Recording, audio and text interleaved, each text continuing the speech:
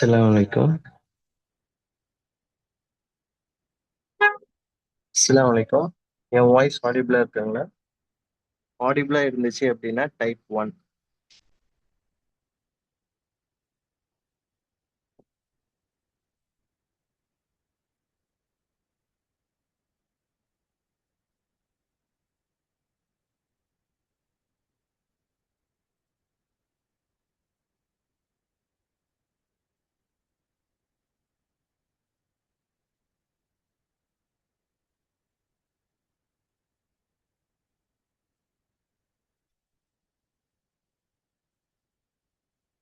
So, Alhamdulillah.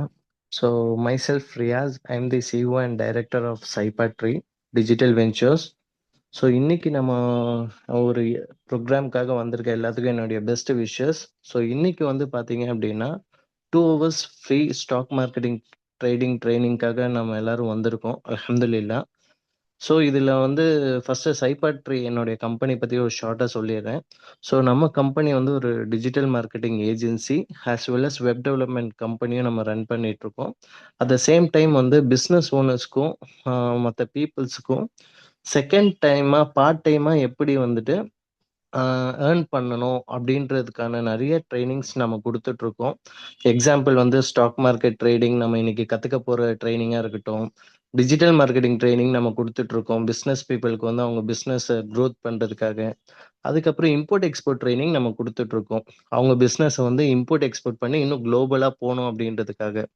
அதுக்கப்புறம் students women's அவங்களுக்குலாம் வந்து ஸ்பெசிஃபிக்காக ஒரு ட்ரைனிங் கொடுக்குறோம். என்னென்னா கிராஃபிக் டிசைன் ட்ரைனிங் அப்படின்னு சொல்லி. ஸோ வீட்லயே உட்காந்துட்டு லோகோ, விசிட்டிங் கார்டு, ப்ரோச்சரு, ஃப்ளையர்லாம் டிசைன் பண்ணி கொடுத்து ஃப்ரீலான்சரை ஏர்ன் பண்ணுறதுக்கான எல்லா செகண்டரி இன்கம் ஜென்ரேட் பண்ணுறதுக்கு கூடிய எல்லா ட்ரைனிங் நம்ம கொடுத்துட்ருக்கோம். ஓகேங்களா? முக்கியமா விமென்ஸ் வந்து ஸ்டாக் மார்க்கெட்டிங் ட்ரெய்னிங் கூட நீங்க தாராளமா ஜாயின் பண்ணிக்கலாம். ஏன்னா, இதுவரைக்கும் நம்ம வந்து 7 பேட்சஸ் நம்ம முடிச்சிருக்கோம். இன்னி ஸோ நெக்ஸ்ட் வீக் வந்து நம்ம 8த் பேட்ச் நம்ம ஸ்டார்ட் பண்ண போறோம். ஸோ அத பத்தின ஒரு அவேர்னஸும், ஸோ ஸ்டாக் மார்க்கெட்டிங் பத்தி நம்ம புரிதல் வச்சிருக்கக்கூடிய ஹலாலா, ஹராமா அப்படின்னு ஒரு கன்ஃப்யூஷன்லயே நம்ம நெனச்சிட்டு இருப்போம். சில பேரு டிக்ளேரே பண்ணியிருப்பாங்க, அது ஹராம் அப்படின்னு சொல்லி. ஆனா, நம்ம இஸ்லாமிக் ஷரியா முறைப்படி ஹலாலா பண்ணக்கூடிய எத்தனையோ வழிகள் நம்ம ஷேர் மார்க்கெட்ல இருக்கு. ஸோ அத பத்தி மக்களுக்கு தெரியப்படுத்தணும் அப்படின்னு சொல்லி, நம்ம வந்து கிட்டத்தட்ட ஒரு 1 இயரா நம்ம ஒர்க் அவுட் பண்ணோம். ஸோ அதுல சக்சஸ்ஃபுல்லா 7 பேட்சஸ் நம்ம முடிச்சிருக்கோம். இதுவரைக்கும் ஒரு 400 ஸ்டூடண்ட்ஸ் மேல கம்ப்ளீட் பண்ணியிருக்காங்க.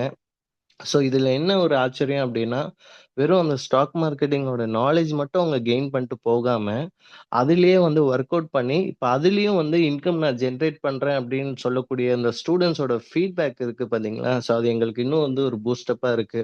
ஸோ அந்த ரிவ்யூஸ வந்து நீங்க படிச்ச ஸ்டூடண்ட்ஸ் கிட்ட நீங்க கேட்டுக்கலாம். நீங்க Google ரிவ்யூஸ்ல நீங்க பார்த்தீங்கனாலே உங்களுக்கு ஒரு ஐடியா வந்துரும். ஸோ இத வந்து இன்னும் ஒரு பிராக்டிகலா நம்ம தெரியப்படுத்தணும் அப்படின்றதுக்காக தான் இன்னைக்கு நம்ம எல்லாரும் இங்க வந்திருக்கோம். ஸோ வந்திருக்கக்கூடிய டோட்டலா வந்துட்டு ஒரு 21 மெம்பர்ஸ். ஓகேங்களா? நம்ம குறுகியுமே ஒரு 25 ஸ்டூடண்ட்ஸ் மட்டும் தான் இதுல வந்து ஜாயின் பண்ணோம் அப்படின்னு நம்ம சொல்லியிருந்தோம். ஏன்னா வந்துட்டு இன்ட்ரஸ்டட் பீப்பிள்ஸ் தான் எனக்கு தேவைப்படுது. ஓகேங்களா? ஸோ சும்மா ஏதோ ஒரு ரிஜிஸ்டர் பண்ணேன், வந்தேன் அப்படின்றது இல்லாம, எனக்கு 25 சீட்டு தான் அப்படின்னு சொல்லி நேத்து குரூப்ல போட்டோனே நெறைய பேர் எனக்கு மெசேஜ் பண்ணீங்க. சார் என்ன என்ரோல் பண்ணிக்கோங்க, என்ன என்ரோல் பண்ணிக்கோங்கன்னு சொல்லி. ஸோ உங்க எல்லாத்துக்கும் என்னுடைய பெஸ்ட் விஷஸ். ஸோ இன்னைக்கு இத பத்தி ஸ்டாக் மார்க்கெட்டிங் பத்தி சொல்லக்கூடிய நம்ம ட்ரெய்னர் வந்திருக்காங்க. Mister Mohammed Umar sir. அவரோட நான் வந்து ஒரு வாட்டி பேசினப்போ தான் எனக்கு நானே தப்பா தான் நெனச்சுட்டு இருந்தேன். ஸ்டாக் மார்க்கெட்டிங்னாலே ஹராம் தானே பாய் அப்படின்ட்டு. ஸோ அவரோடயே பேசின டிஸ்கஷன்ல தான் வந்து நெறைய ப்ரூஃப்ஸ் காட்டுனாரு. இல்ல பாய் இதுல எத்தனையோ வகையில பண்ணலாம். இதுல வந்து பெரிய ஒரு முஃப்தியே அப்ரூவ் பண்ணியிருக்காங்க அப்படின்றது எனக்கு புரிய வச்சதுக்கு அப்புறம் தான், நம்ம சைபாட்ரிலே எடுத்து பண்ண ஆரம்பிச்சோம். இதுவரைக்கும் 7 பேட்சஸ் முடிச்சிருக்கோம். 400 ஸ்டூடண்ட்ஸ்க்கு மேல. ஸோ இன்னும் வந்து நெறைய பீப்பிள்ஸ்க்கு ஒரு அவேர்னஸா குடுக்கணும் அப்படின்றதுக்காக தான் இன்னைக்கு ஸ்டார்ட் பண்ண போறோம். ஸோ அவருடைய பேர் மிஸ்டர் முகமது உமர். இதுவரைக்கும் 7 பேட்சஸ் அவரோட நம்ம கம்ப்ளீட் பண்ணியிருக்கோம். அவரு எம்பிஏ கிராஜுவேட். அதுவும் இல்லாம முக்கியமா அவரு இன்னும் சொல்லப்போனா ஆலிம் அவரு. ஸோ அதனால வந்துட்டு அதனால தான் சைபாட்ரில எப்பவுமே ட்ரெய்னர சூஸ் பண்றப்போ பெர்ஃபெக்ட்டா சூஸ் பண்ணுவோம். ஏன்னா நம்மளுடைய பிராண்டிங் வந்து ஆ இதாயிடக்கூடாது அப்படின்னு சொல்லி. ஸோ அதுல வந்து ரொம்ப கிரேட்டா நம்ம சூஸ் பண்ணோம் அப்படின்னு சொன்னா, மிஸ்டர் முகமது உமர தான் நம்ம சூஸ் பண்ணியிருக்கோம். அல்ஹம்துலில்லாஹ். So please welcome sir.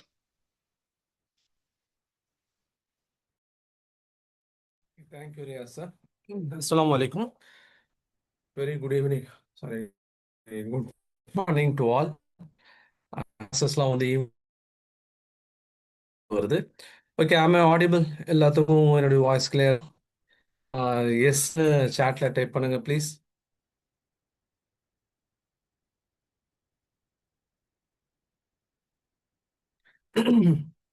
உங்க வாய்ஸ் கிளியரா இருக்கா? Okay, super. Okay okay, Riyaz sir வந்து ஒரு ஷார்ட் இன்ட்ரோடக்ஷன் கொடுத்துருந்தாங்க. அதுக்கு மேலே ஆஸ் எ ட்ரெயினரா ஒரு வாய்ஸ் பிரேக் ஆகுதா? மற்றவங்களுக்கு கிளியரா இருக்கா? இல்ல சார். மற்றவங்க கிளியரா பெர்ஃபெக்ட்டா இருக்கா? இருக்கு சார். வாய்ஸ் கிளியரா இருக்கு ஓகே, சார். அப்போ உங்க சைடு ஷஃபீக் பிரதர், உங்க சைடு நெட் இஷ்யூஸ் என்ன இருக்குன்னு பாருங்க. மற்றவங்களுக்கு கிளியரா இருக்கு.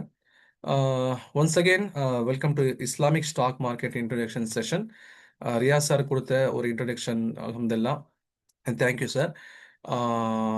அதே மாதிரி வந்து இப்போ ஸ்டூடெண்ட்ஸ் கிட்ட இருந்து சில ஃபீட்பேக்ஸ் வந்து எப்பவுமே நம்ம அந்த கிளாஸ் ஆரம்பிக்கும் போது வாங்குவோம். எந்த மாதிரியான ஆடியன்ஸ் இருக்காங்க அப்படின்னு தெரிஞ்சுக்கிட்டா அவங்களுக்கு ஏற்ற மாதிரியான அவுட்புட் நம்மளால என்ன பண்ண முடியும்னா கொடுக்க முடியும். அதுக்காக நம்ம எப்பவுமே என்ன பண்ணுவோம், ஸ்டூடெண்ட்ஸ் அட்டன் பண்ணக்கூடியவங்க, இந்த செஷன்ஸ், இந்த மாதிரி செஷன்ஸ் அட்டன் பண்ணக்கூடிய ஸ்டூடெண்ட்ஸை வந்து 3 கேட்டகரியா நம்ம வந்து டிவைட் பண்ணுவோம். இப்போ இந்த 3 கேட்டகரியில வந்து நீங்க எந்த கேட்டகரியில வரீங்க அப்படிங்கறது நீங்க சொல்லுங்க. ஓகே, ஃபர்ஸ்ட் ஆஃப் ஆல் நான் சொல்றதை முழுசா கேட்டுட்டு அதுக்கப்புறம் நீங்க ரெஸ்பாண்ட் பண்ணுங்க, சாட்ல ரெஸ்பாண்ட் பண்ணுங்க. இப்போ நான் வந்து ஸ்டாக் மார்க்கெட்டுக்கு நான் ரொம்ப புதுசு, எனக்கு இதுல வந்து ஏபிசிடி கூட தெரியாது. நான் வந்து ஒரு எல்கேஜி ஸ்டூடெண்ட் மாதிரி ஸ்டாக் மார்க்கெட்டை பொறுத்த வரைக்கும் அப்படின்னு இருக்கிறவங்க 0 ப்ரெஸ் பண்ணுங்க. இல்லை சார், எனக்கு வந்து பேசிக் ஓரளவுக்கு தெரியும், நான் வந்து நிஃப்டி, சென்செக்ஸ் தெரியும், செபி, பிஎஸ்சி, என்எஸ்சி இதெல்லாம் எனக்கு வந்து தெரியும், ஆனால் நான் வந்து ஸ்டாக்ஸ் பெருசாக ட்ரேடிங் பண்ணதில்லை ஸ்டாக்ஸில் அப்படின்னு சொல்கிறவங்க 1 ப்ரெஸ் பண்ணுங்க.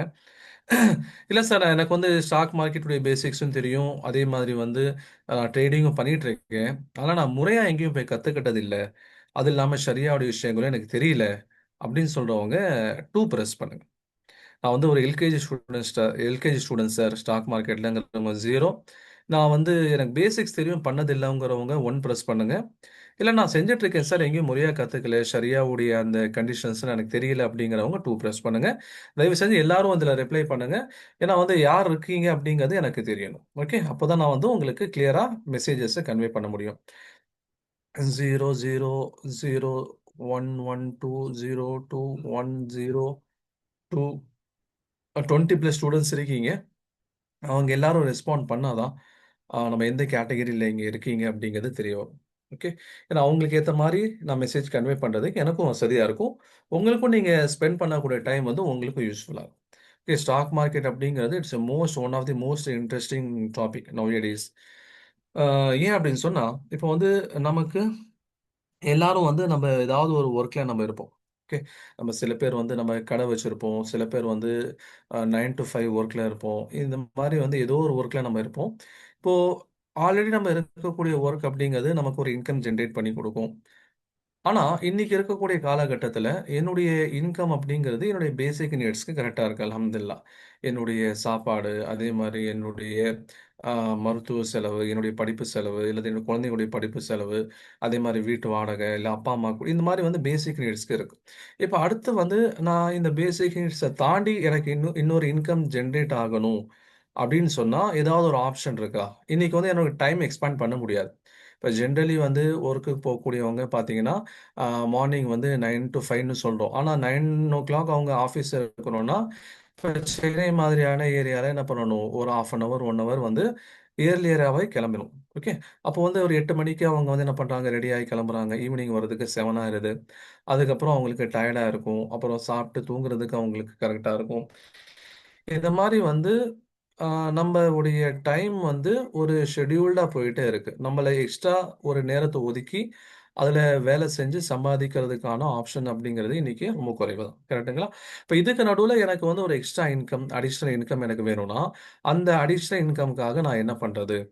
அப்படின்னா இன்னைக்கு நெறைய செகண்டரி ஏர்னிங் ஆப்ஷன்ஸ் இருக்குது.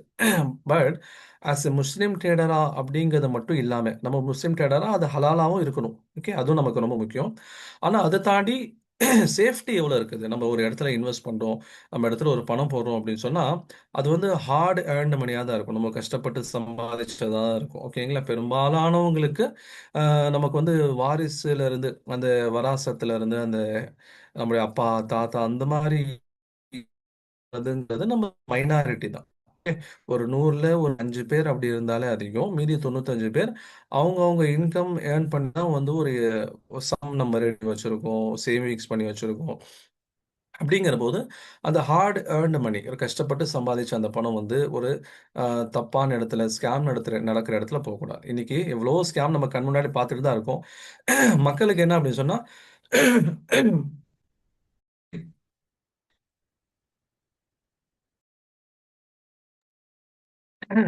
இன்னைக்கு ஸ்கேம்ஸ்டர்ஸ்க்கு எப்படின்னு சொன்னா, அவங்களுக்கு என்ன சொன்னா ஜனங்கள ஏமாத்த தெரியும், ஏமாத்த முடியுமோ, அத நல்லாவே கத்து வச்சிருக்காங்க. ஓகே. பட் நம்ம என்ன பண்ணணும்? ஒரு முஸ்லீம் அப்படிங்கிற ஒரு இன்வெஸ்டர், ஒரு விவரமானவங்க, நம்ம வந்து இறங்குறதுக்கு முன்னாடி அந்த இன்வெஸ்ட்மென்ட்ல எவ்வளோ சேஃப்டி இருக்குது? அந்த இன்வெஸ்ட்மென்ட்ல வந்து ஏர்னிங் ஆப்ஷன்ஸ் இருக்குதா? அப்படிங்கிறத பார்க்கணும். இப்ப பெரும்பாலானவங்க நம்ம என்ன பண்றோம்? ஒரு எக்ஸ்ட்ரா பணம் இருந்தா அதுல வந்து ஒரு லேண்ட் வாங்குறோம். அல்லது வந்து நகை வாங்கி வைக்கிறோம். இந்த மாரி ஒரு சில ஆப்ஷன்ஸ் இருக்குது. பட் அத தாண்டி நமக்கு வந்து கொஞ்சம் ஃபேவரபிளா இருக்கக்கூடிய ட்ரேடிங் மெத்தட்ஸ் என்ன இருக்குது? ஏர்னிங் ஆப்ஷன்ஸ் என்ன இருக்குது? அப்படிங்கிறதுல ஆய்வு செய்யும்போது, ஸ்டாக் மார்க்கெட் அப்படிங்கிறது நமக்கு அதுல ஒரு பெஸ்ட்டான ஒரு ஆப்ஷன். அது எப்படிங்கிறது அதுதான் நம்ம என்ன பண்ண போறோம்னா, இன்னைக்கு நம்ம செஷன்ல பார்க்க போறோம். ஓகேங்களா? ஃபர்ஸ்ட் ஆஃப் ஆல் நமக்கு வந்து சேஃப்டியா இருக்கா? நம்ம பணம் அங்க சேஃபா இருக்கா? அப்படிங்கிறது சேஃப்டி லெவல் எவ்வளோ இருக்கு? சேஃபா இருக்காங்கிறது தெரியணும்.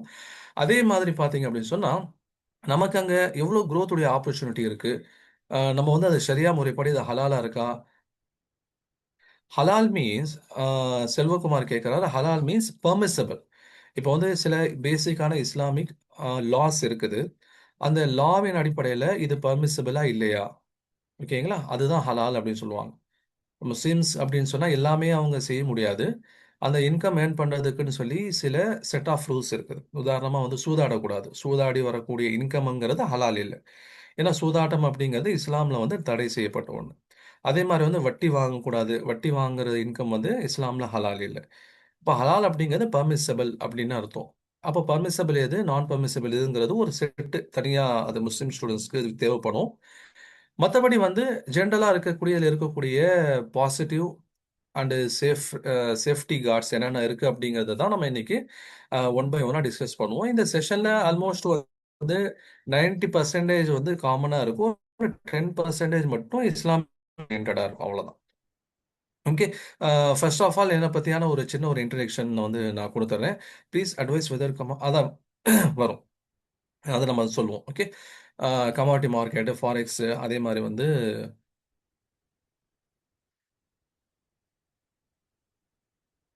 அது எல்லாமே வந்து நான் உங்களுக்கு எக்ஸ்பிளைன் பண்ணுவேன். என்னுடைய சைட்ல இருந்து நான் உங்களுக்கு என்னென்ன சோர்ஸ் இருக்கோ, அத நான் உங்களுக்கு சொல்லிருவேன். இப்போ என்ன பத்தியான ஒரு சின்ன இன்ட்ரோடக்ஷன் சொன்னா, என் பேர் வந்து முகமது உமர். ஆ கரூர் டிஸ்ட்ரிக்ட் நானு. இங்க வந்து ஒரு மதரசால படிச்சு, அதுக்கப்புறம் வந்து மியாஸ் இன்ஸ்டிடியூட் ஆஃப் மேனேஜ்மென்ட் சென்னையில வந்து எம்பிஏ முடிச்சேன். அதுக்கப்புறம் யுபிஎஸ்சிக்கு ப்ரிப்பேர் பண்ணிட்டு இருக்கும்போது, எக்கனாமிக்ஸ் ஃபேக்கல்டியாவும் இருந்தோம்.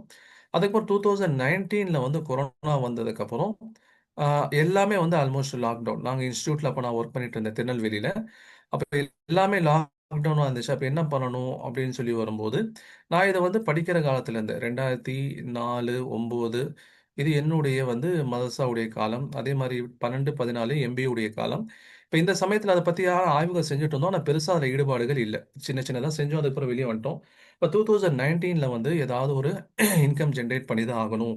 அப்படிங்கிற ஒரு நிர்பந்தம் இருக்கும்போது, கிடைக்கும்போது, அப்ப நம்ம ஸ்டாக் மார்க்கெட் ஏன் பண்ணக்கூடாது? அப்படிங்கிற மாதிரி ஒரு எண்ணம் வந்துச்சு. ஏன்னா, நம்ம அத பத்தியான ஒரு இன்ட்ரோடக்ஷன் நமக்கு இருக்கு. அத பத்தியான ஒரு அறிமுகம் இருக்குது. அதனால செய்யலாம் அப்டின்ட்டு செஞ்சோம். அதுக்கப்புறம் 1 ஆர் 2 இயர்ஸ்க்கு அப்புறம் இது ஏன் மத்தவங்களுக்கு சொல்லிக் குடுக்கக்கூடாது? நெறைய பேத்துக்கு இத பத்தியான ஒரு தெளிவு, ஒரு கிளாரிட்டி இல்லாம இருக்கே அப்டின்னு சொல்லி யோசனை வந்துச்சு. ஆனா, ஆரம்பத்துல ஒரு தடுமாற்றம், ஒரு தயக்கம் இருந்தது. ஏன்னா, இது நம்ம மத்தவங்களுக்கு சொல்லிக் குடுத்து, அதுல ஏதாவது தப்பா ஆயிருச்சுன்னு சொன்னா, அப்போ அதுல நம்ம குற்றவாளியாக ஆயிருவோமே! அப்டின்ட்டு ஆரம்பத்துல ஒரு தயக்கம் இருந்தது. ஆனா வந்து ஒரு முஃப்தி சாப் கிட்ட நம்ம இது சம்மந்தமா கன்சல்ட் பண்ணும்போது, அவங்க இதுல என்னென்ன விஷயங்கள் இருக்கு, என்னென்ன பண்ணணும் அப்படிங்கிற சில கைடன்ஸ் குடுத்தாங்க. அவங்க, "இல்ல நீங்க மத்தவங்களுக்கும் நீங்க சொல்லிக் குடுங்க" அப்படின்ட்டு அவங்க பர்மிஷன் குடுத்ததுக்கப்புறம், மற்ற பேட்சஸ் எடுக்க ஆரம்பிச்சோம். ஆல்ரெடி வந்து ஃபர்ஸ்ட் வந்து நான் என்ன பண்ணிட்டு இருந்தேன், இண்டிவிஜுவலா என்னுடைய சர்க்கிள்ல இருந்தவங்களை மட்டும் வச்சு நான் பேட்சஸ் எடுத்துட்டு இருந்தேன். அதுக்கப்புறம் வந்து சைஃபாவுடைய அறிமுகம் கிடைச்சதுக்கப்புறம் அந்த சர்க்கிள் என்ன ஆயிடுச்சுன்னு சொன்னா பெருசாயிருச்சு. ஏன்னா ஆல்ரெடி அவங்க நிறைய ஸ்டூடெண்ட்ஸை கான்டாக்ட்ல வச்சிருக்காங்க. அப்போ சைஃபாவோட சேர்ந்து நம்ம ஆல்ரெடி வந்து 7 பேட்சஸ் கம்ப்ளீட் பண்ணிட்டோம். பேசிக் பேட்சஸ், அட்வான்ஸ் பேட்சஸும் நம்ம ஆரம்பிச்சிட்டோம். ஓகே, பேசிக் கோர்சஸ்ன்னு சொல்லி தனியாக நடத்துகிறோம், அட்வான்ஸ் கோர்சஸ்ன்னு சொல்லி தனியாக நடத்துகிறோம். பேசிக் முடிச்சவங்க என்ன பண்ணுவாங்க, அட்வான்ஸில் வந்து ஜாயின் பண்ணுவாங்க.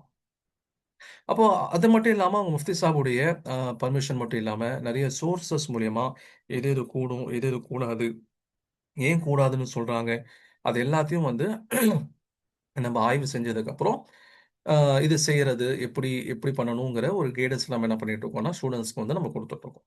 இப்போ என்னுடைய செஷன்ல நம்ம என்ன பார்க்க போறோம்னு சொன்னா, how safe your investment in the stock market. முதலாவது என்னது, என்னுடைய பணம் சேஃபா இருக்கா, அதுல இருந்து எனக்கு லாபம் வருது அப்படிங்கிறது, அதுல இருந்து எனக்கு ப்ராஃபிட் வருது அப்படிங்கிறது எனக்கு செகண்டரி தான்.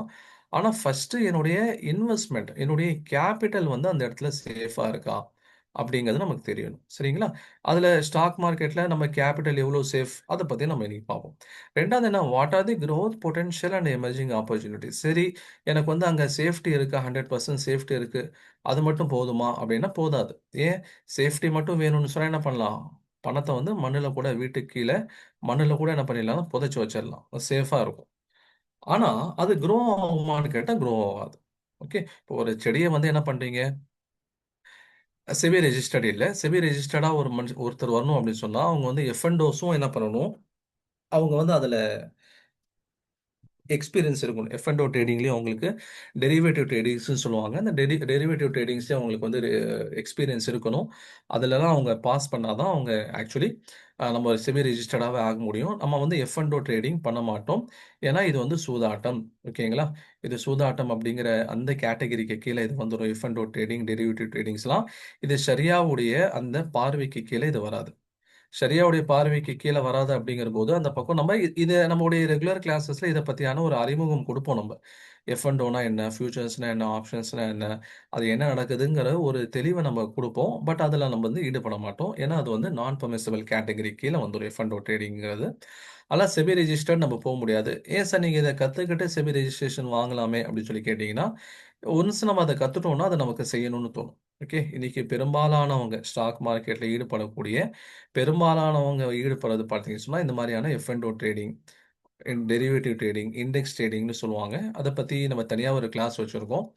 ஏன் அதை அதிகமான பேர் வந்து ஈடுபடுறாங்கன்னா, அங்கதான் வந்து ஷார்ட் பீரியட்ல வந்து ஒரு பெரிய ப்ராஃபிட் நம்மளால சம்பாதிக்க முடியும். ஓகேங்களா? அங்க வந்து ஷார்ட் டைம்ல வந்து ஒரு பெரிய ப்ராஃபிட் எடுக்க முடியும். அது வந்து ஆக்சுவலி பார்த்தீங்கன்னு சொன்னா, அது ஒரு ட்ராப் மாதிரி தான். ஓகேங்களா? அது வந்து ஒரு ட்ராப் மாதிரி.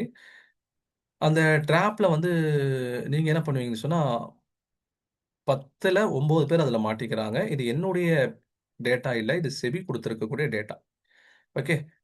9 out of 10 derivative traders incurring net losses அப்படின்னு சொல்லியிருக்காங்க. சரிங்களா? அப்போ அதுக்கும் நம்முடைய இந்த நார்மலா நம்ம ஹலாலா இருக்கக்கூடிய, பெர்மிசிபிளா இருக்கக்கூடிய ட்ரேடிங்க்கும் என்ன ஸ்விங் அப்படிங்கிறது it's a part of, okay, part of the trading. Permissible ட்ரேடிங்ல ஸ்விங் ட்ரேடிங்கும் இருக்குது. இதை தாண்டி இன்னும் சில விஷயங்களும் இருக்குது. அதை நம்ம என்ன பண்ணுவோம்னு சொன்னா பார்ப்போம். அதே மாதிரி டைம் இருந்துச்சுன்னு சொன்னா ஒரு டெக்னிக்கல் டூல்ஸ், எப்படி நம்ம அந்த டெக்னிக்கல் டூல்ஸை யூஸ் பண்றது அப்படிங்கிற மாதிரி உங்களுக்கும் நம்ம அதை செஞ்சும் காமிப்போம். ஓகே, இப்போ ஃபர்ஸ்ட் ஆஃப் ஆல் பார்த்தீங்க அப்படின்னா, அதான் வரேன் வரேன் வரேன் வரேன். நீங்க வந்து கேட்குற ஃபாரெக்ஸும் சரி, கமாடிட்டியும் சரி, இப்போ உங்களுக்கு வந்து நம்ம கடைசியில வந்து ஒரு 1/2 அன் ஹவர் வந்து Q&Aக்கு நம்ம டைம் குடுப்போம். கொஸ்டின் ஆன்சருக்கு நம்ம டைம் குடுப்போம். அதுல உங்களுக்கு ஏதாவது டவுட் இருந்துச்சுன்னா, நீங்க கேட்கறதெல்லாம் அடுத்தடுத்து லைனா உங்களுக்கு வரும். ஓகேங்களா? நீங்க கேட்கறது எல்லாமே உங்களுக்கு லைனா வரும். அந்த லைனா வரதுலயே உங்களுக்கு எல்லா டவுட்டும் உங்களுக்கு கிளாரிஃபை ஆயிரும். அத தாண்டி உங்களுக்கு டவுட் இருந்துச்சுன்னா, லாஸ்ட்டா நாங்க வந்து உங்களுக்கு ஒரு 1/2 அன் ஹவர் டைம் குடுப்போம். அதுல உங்க டவுட் நீங்க தாராளமா கேட்கலாம். இப்ப நம்ம நடுவுல வந்து கேட்கும்போது அந்த ஃப்ளோ மிஸ் ஆயிரும். அதுக்காக தான் நான் சொல்றேன். ஜஸ்ட் உங்களுக்கு நடத்தும்போது அது புரியலன்னா அத மட்டும் கேளுங்க. ரிப்பீட் கேளுங்க. இது என்ன புரியல சார், திரும்ப சொல்லுங்க. இல்ல இதுக்கு என்ன அர்த்தம்? அந்த மாரியான விஷயங்கள் இருந்துச்சுன்னா நீங்க கேளுங்க. மத்தபடி நீங்க எதெல்லாம் இப்ப கேட்டுட்டு இருக்கீங்களோ, அதெல்லாம் அடுத்தடுத்த ஸ்லைட்ஸ்லாம் வரதான் போகுது. ஓகே. சரி. இப்போ ஃபர்ஸ்ட் ஆஃப் ஆல் பார்த்தீங்கன்னு சொன்னா, இப்போ நமக்கு வந்து ஸ்டாக் மார்க்கெட் அப்படிங்கிறது மட்டும் இல்லாம, இன்னும் என்னென்ன விதமான ஆன்லைன் ட்ரேடிங் இன்னைக்கு அவைலபிளா இருக்கு. ஃபேமஸா நான் சொல்றது. ஒரு நிமிஷம் லைன்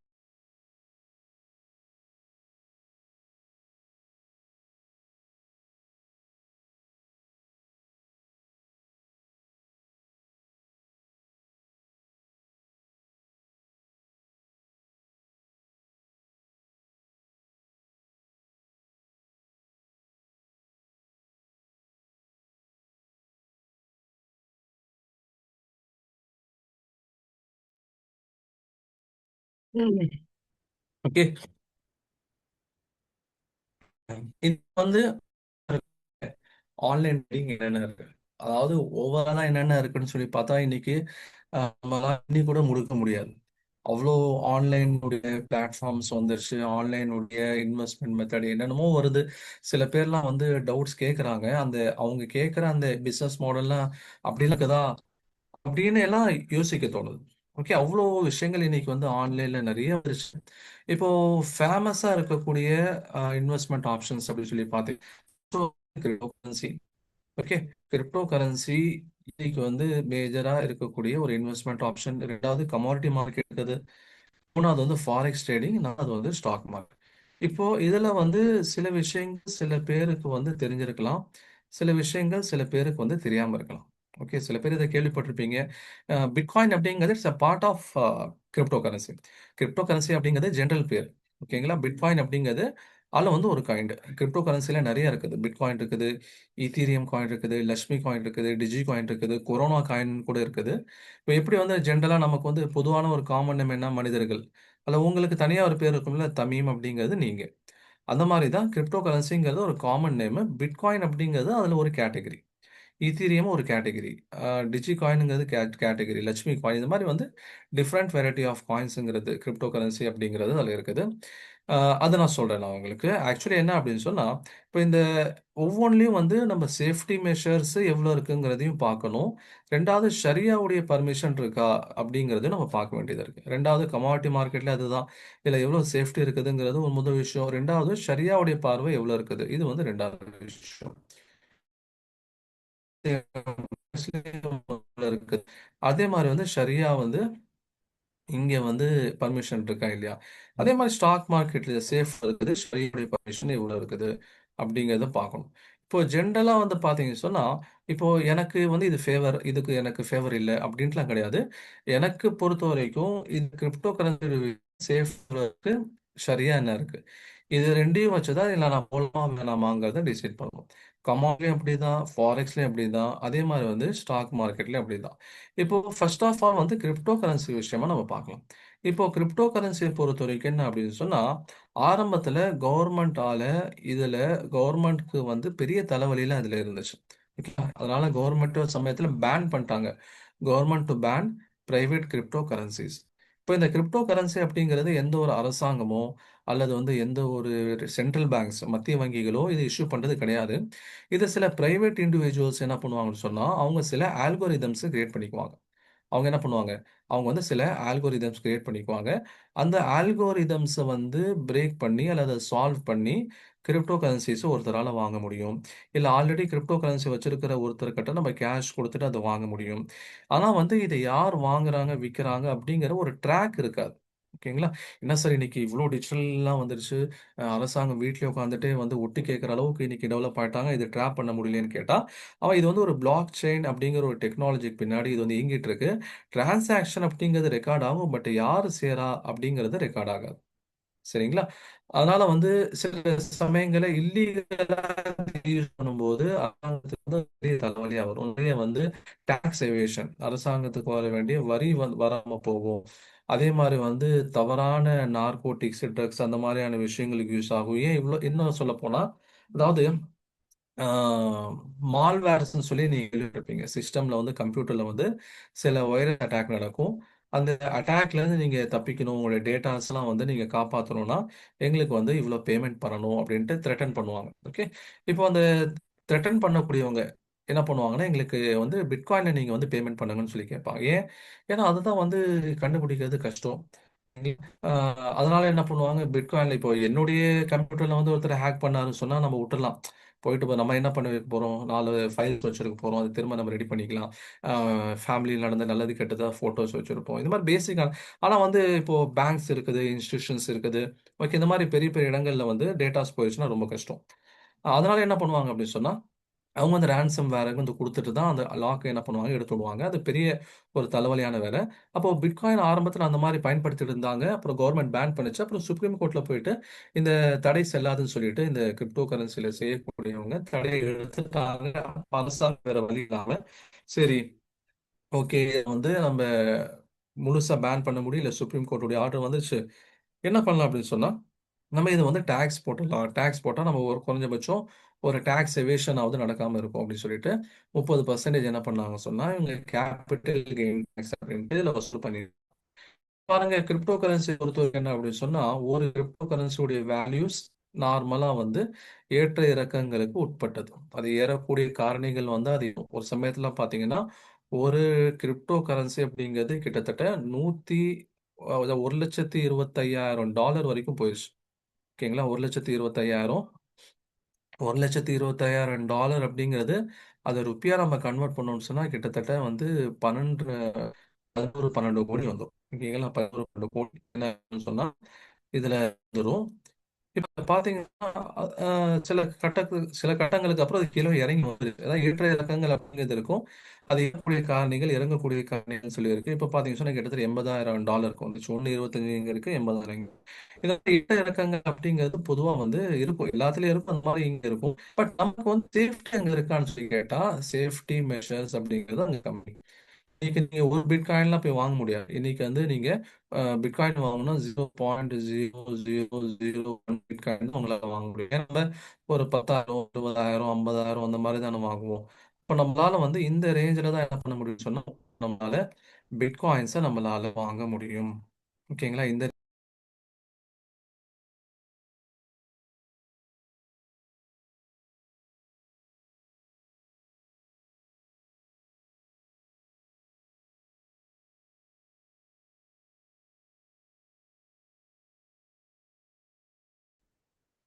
டிஸ்கனெக்ட் ஆயிடுச்சு.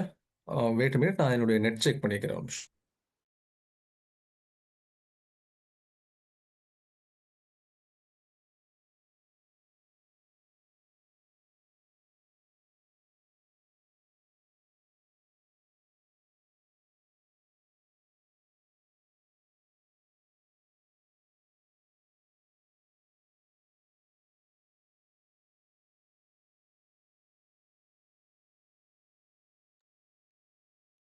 ஓகே, இப்போ வாய்ஸ் கிளியரா இருக்கா? ஆன்லைன்ல இது ஒரு கான்ஸ்டன்டா இருக்கக்கூடிய ஒரு ப்ராப்ளம் தான். திடீர்னு ஒரு இன்டர்நெட்டுடைய அந்த கனெக்டிவிட்டி கொஞ்சம் ஏற்ற இறக்கமா இருக்கும். சரி, ஓகே. அப்போ என்னன்னு சொன்னா, அப்போ பிட்காயினை பொறுத்த வரைக்கும் நம்ம வந்து பாயிண்ட் அந்த 0.000 அந்த மாதிரியா தான் வாங்க முடியுமே தவிர முழுசா வாங்க முடியாது. ரெண்டாவது ஷரியாவுடைய பார்வை என்ன அது? இப்போ சேஃப்டி மெஷர்ஸ் பொறுத்த வரைக்கும் நான் சொல்லிட்டேன். ஆரம்பத்தில் அரசாங்கமே இதில் ரொம்ப பயந்துட்டு இருந்தாங்க. இதில் வந்து நிறைய இல்லீகல் ஆக்டிவிட்டிஸ் நடக்குதுன்னு சொல்லிட்டு. அதே மாதிரி நான் பர்சனலாக பல பேரை மீட் பண்ணியிருக்கேன். என்னுடைய ஃப்ரெண்ட்ஸ் சர்க்கிளில் கூட இந்த மாதிரியான கிரிப்டோ கரன்சியோட விஷயத்துல வந்து என்ன பண்ணியிருக்காங்கன்னா கொஞ்சம் முன்ன பின்ன நடந்திருக்கு. ஓகேங்களா? அதே மாதிரி இதுல எந்த விதமான கவர்மெண்ட்டுடைய ஒரு ஷூரிட்டி உங்களுக்கு கிடையாது. கவர்மெண்ட் வந்து எப்படி வந்து பேங்க்ல நீங்க பணம் போட்டா சேஃபா இருக்கும். பேங்க்கை வந்து கண்காணிக்கிறதுக்கு ஆர்பிஐ அப்படிங்கிற ஒரு அமைப்பு இருக்கும். அந்த மாதிரி பிட்காயின்ஸை வந்து கிரிப்டோ கரன்சிஸை கண்காணிக்கிறதுக்கு ஒரு அமைப்பெல்லாம் கிடையாது. அந்த மாதிரிலாம் எதுவும் கிடையாது. இதுல யார் பொதுவா பணம் போடுவான்னா, எனக்கு வந்து நாலேட்ஜ் படி, அதாவது கொஞ்சம் பொலிட்டீஷியன்ஸ்லாம் இருப்பாங்க. அவங்களுக்கு வெளியில காட்ட முடியாத அமௌண்ட்லாம் இருக்கும். இல்ல வந்து எனக்கு எந்த அமௌண்ட்டும் இல்ல. எனக்கு எக்ஸ்ட்ரா இருக்கிற அமௌண்ட் மட்டும் கொஞ்சம் நான் போடுறேன் அப்படிங்கிறவங்க அந்த மாதிரி போடுவாங்க. பட் வந்து ஒரு ஹார்ட் ஏர்ன்டு மணி இதில் போடக்கூடியவங்க ரொம்ப கம்மி தான். ஏன்னா இதில் வந்து சேஃப்டி மெஷர்ஸுங்கிறது கம்மி தான். ரெண்டாவது பார்த்தீங்கன்னு சொன்னா ஷரியாவுடைய பார்வையில என்ன? ஷரியாவுடைய பார்வையில இப்போ நான் அதை வந்து டீட்டெயிலாக பேச முடியாது. ஆனால் ஆக்சுவலி பார்த்தீங்கன்னா போன மாசம் ஓகே திருச்சியில் வந்து ஒரு கான்ஃபரன்ஸ் நடந்துச்சு, நவீன மசாயில் பயிலரங்கம் அப்படின்னு சொல்லிட்டு. அதில் வந்து விர்ச்சுவல் கரன்சி மற்றும் ஆன்லைன் வர்த்தகம் அப்படின்னு சொல்லிட்டு ஒரு டாபிக் வந்து ஹாஜா மொயினுதீன் முஃப்தி ஹாஜா மொயினுதீன் ஹஜரத் யூசுஃபி இவங்க தான் என்னுடைய மென்டாருமே கூட. இவங்க வந்து ஒரு லெக்சர் கொடுத்துருந்தாங்க. அந்த லெக்சர் வந்து நான் உங்களுக்கு என்ன பண்ணுறேன், அட்மின்க்கு அனுப்பிச்சிடுறேன். அவங்க உங்களுக்கு குரூப்பில் ஷேர் பண்ணுவாங்க. அதில் டீட்டெயிலாக 40 மினிட்ஸ் 45 மினிட்ஸ் பேசியிருப்பாங்க. அதையும் நீங்கள் பாருங்கள். பட் என்னால் சாராம்சம் மட்டும் சொல்ல முடியும். சாராம்சம் என்ன? அவங்க வந்து விர்ச்சுவல் கரன்சி அப்படிங்கிறது வந்து கிரிப்டோ கரன்சிஸ் அப்படிங்கிறது ஒரு ரியலான கரன்சி கிடையாது.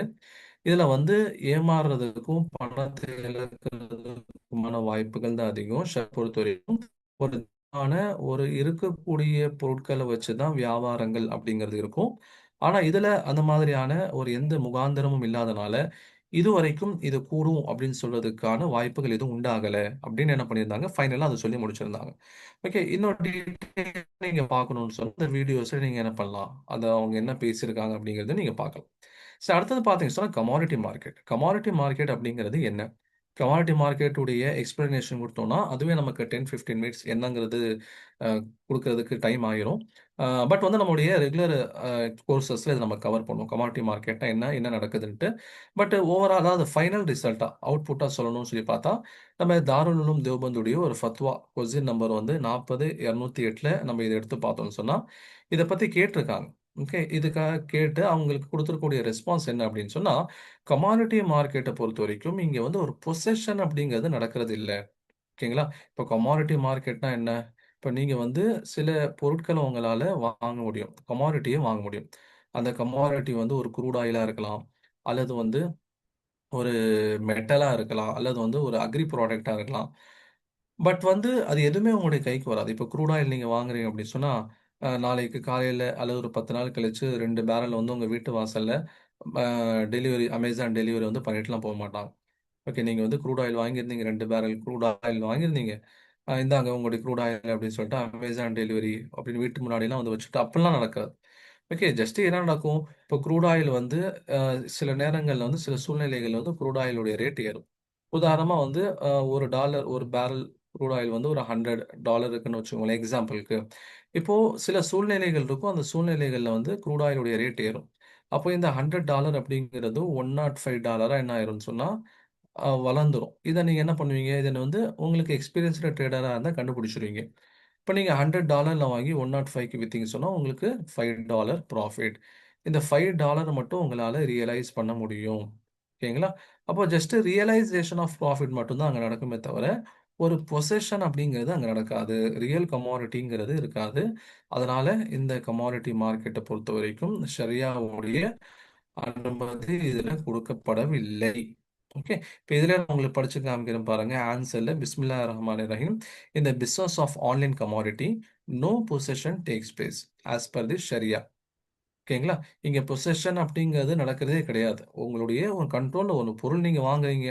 ஒரு அண்ணாச்சி கடையில போயிட்டு ஒரு 2 கிலோ அரிசி வாங்குறீங்க. நீங்க பணம் கொடுக்குறீங்க. அந்த 2 கிலோ அரிசி உங்களோட தான் ஆயிருது. அந்த மாதிரியான எந்த ஒரு பொசஷன் இங்க நடக்கிறது கிடையாது. ஓகேங்களா? As per sharia before the delivery. Okay, no possession takes place as per Sharia before the delivery. And here the transfer of risk, responsibility of profit and loss is not applied as per Sharia terms of possession. ஓகேங்களா? இங்க வந்து ஷரியா எந்த conditions கொடுத்துருக்கோ அந்த conditions இங்க apply ஆகிறதும் கிடையாது. Hence until the purchased thing is not taken in complete possession. நீங்க வாங்கின பொருள் வந்து உங்களுடைய அந்த பொசஷன்ல உங்களுடைய கண்ட்ரோல்ல வராத வரைக்கும் நீங்க எந்த ஒரு பொருளையும் பையிங் செல்லிங் பண்ண முடியாது. Okay, hence until the purchased thing is not taken in complete possession, it is not lawful to sell it as sale before possession is prohibited in Sharia. ஒரு பொருளை உங்க கைக்கு வராததுக்கு முன்னாடி நீங்க என்ன பண்ணக்கூடாதுன்னா விற்கக்கூடாது. இப்போ இங்க உங்க கைக்கு பொருள் வரதே கிடையாது, ஜஸ்ட் அங்க வந்து ரியலைசேஷன் ஆஃப் ப்ராஃபிட் மட்டும் தான் நடக்குது. அப்போ அந்த ரியலைசேஷன் ஆஃப் ப்ராஃபிட் வந்து நீங்க கையில வராத ஒரு பொருளை வாங்கி அதை நீங்க வித்துடுறீங்க அப்படிங்கிற போது இங்க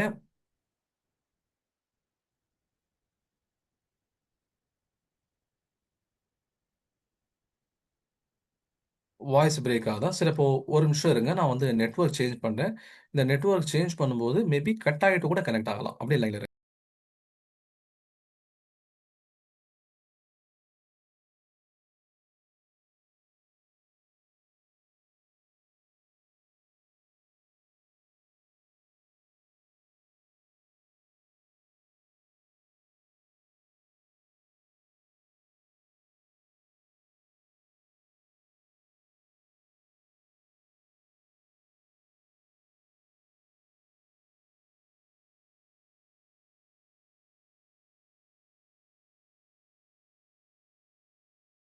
சாரி ஃபார் தி இன்டரப்ஷன். இப்போ வாய்ஸ் கிளியரா இருக்கா?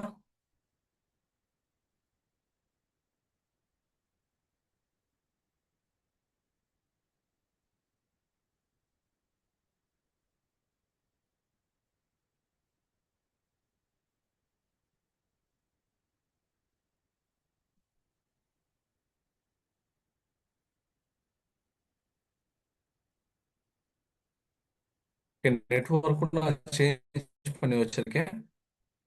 சில சமயங்கள் இந்த மாதிரி நடக்கிறது உண்டு.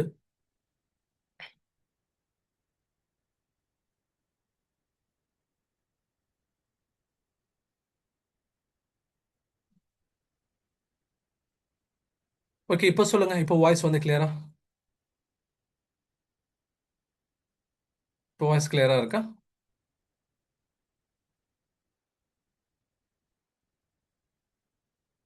ஐ ஆடிபிள்? இப்போ வாய்ஸ் கிளியரா இருக்கா, இல்லை இப்போ வந்து ஏதாவது பிரேக் ஆகுதா? சொல்ல ஓகே, நெட்வொர்க் சேஞ்ச் பண்ணிட்டேன். இனிமேல் மேபி இந்த இஷ்யூ வராது. அப்ப இங்க என்ன நடக்குது பொதுவான்னு பார்த்தீங்கன்னா, ஒரு பொசஷன்ல வராம நீங்க என்ன பண்ணீங்கன்னா, ஒரு பொருள் நீங்க இங்க விக்கிறீங்க. நீங்க கேட்கலாம், "சார் இப்போ ஆன்லைன்ல வாங்குற எல்லாமே அப்படிதானே சார்? இப்ப ஸ்டாக்ஸ் வாங்குனாலும் ஸ்டாக்ஸ் வந்து என்னுடைய கைக்கு வரதில்ல."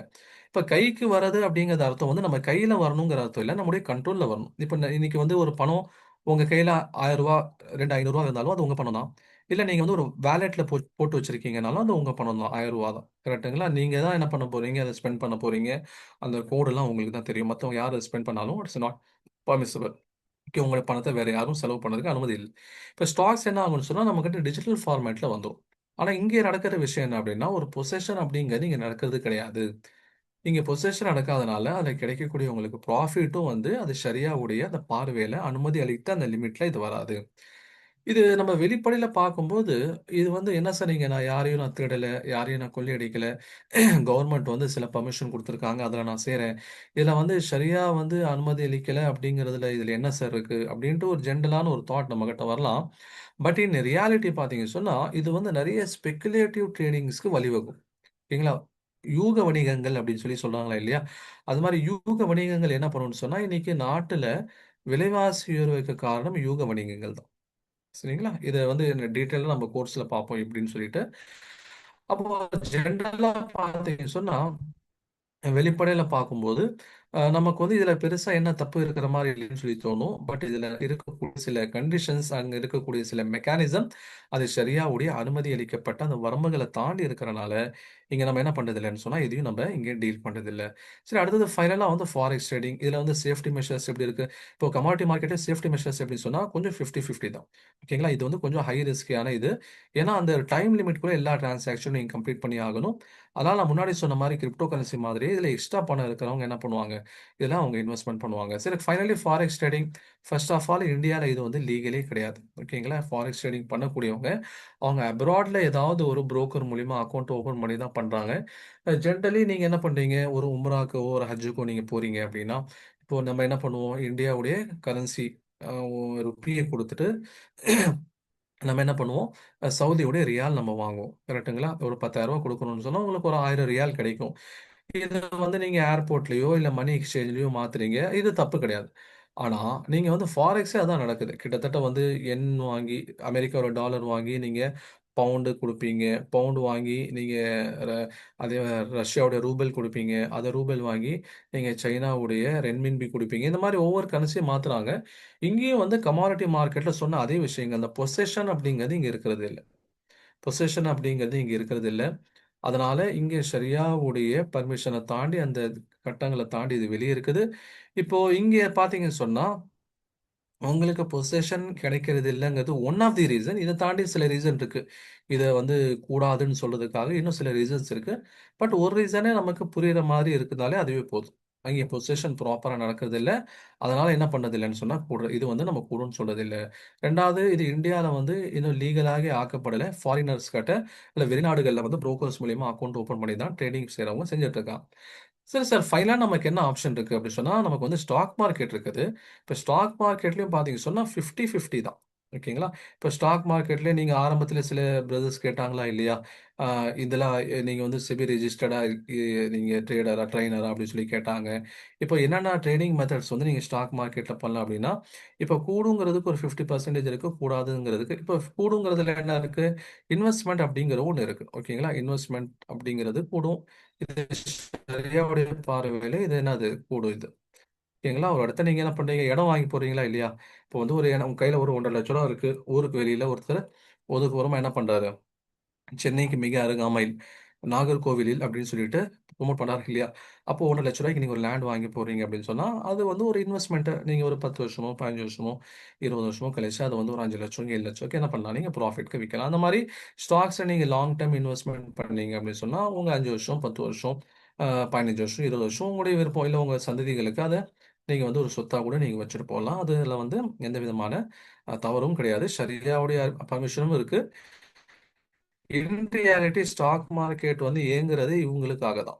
ஓகே, இன்வெஸ்டர்ஸ்க்காக தான் ஸ்டாக் மார்க்கெட் இயங்குது.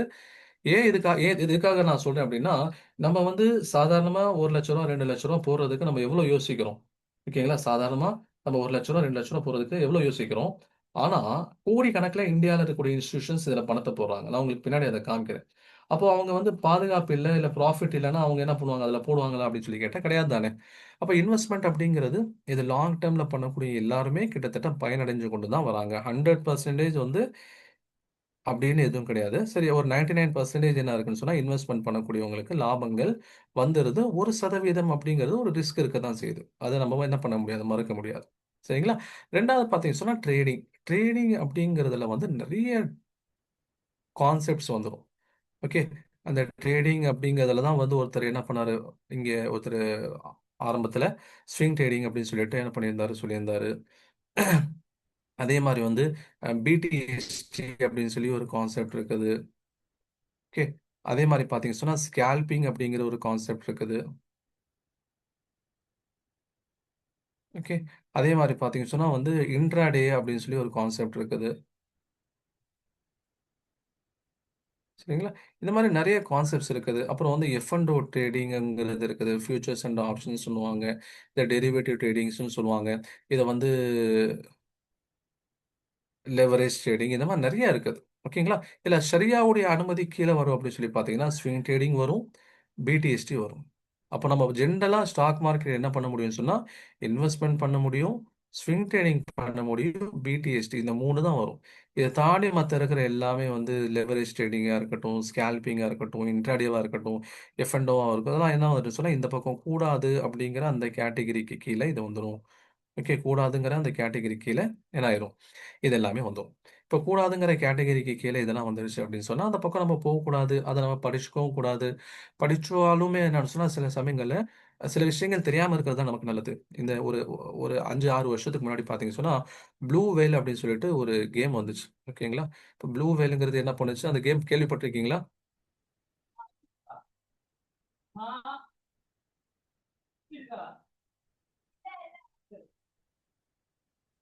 ஓகே. நீங்க வந்து ஒரு இப்போ உங்களுக்கு வந்து ஒரு 30 பிளஸ் ஏஜ் இருந்துச்சுன்னா, அந்த கேம பத்தி நீங்க கேள்விப்பட்டிருப்பீங்க. மத்தவங்க பெருசா அத பார்த்திருப்பீங்களா எனக்கு தெரியல. அது என்னன்னு சொன்னா வந்து, அ உங்கள வந்து சில பிராக்டிசஸ் குடுத்திருப்பாங்க. அந்த பிராக்டிஸ் கடைசியில பார்த்தீங்கன்னா, உங்கள சூசைட்ல தள்ளி விட்டுருவாங்க. ஓகே. இப்போ ஒரு கட்டத்தில என்ன ஆச்சுன்னா, அது என்னதான் நடக்குது? உள்ள போய் பார்க்கலாம் அப்படிங்கிற ஒரு ஆர்வம் நமக்கே வந்துரும். நம்மள அறியாம. மனித இயல்பு அது.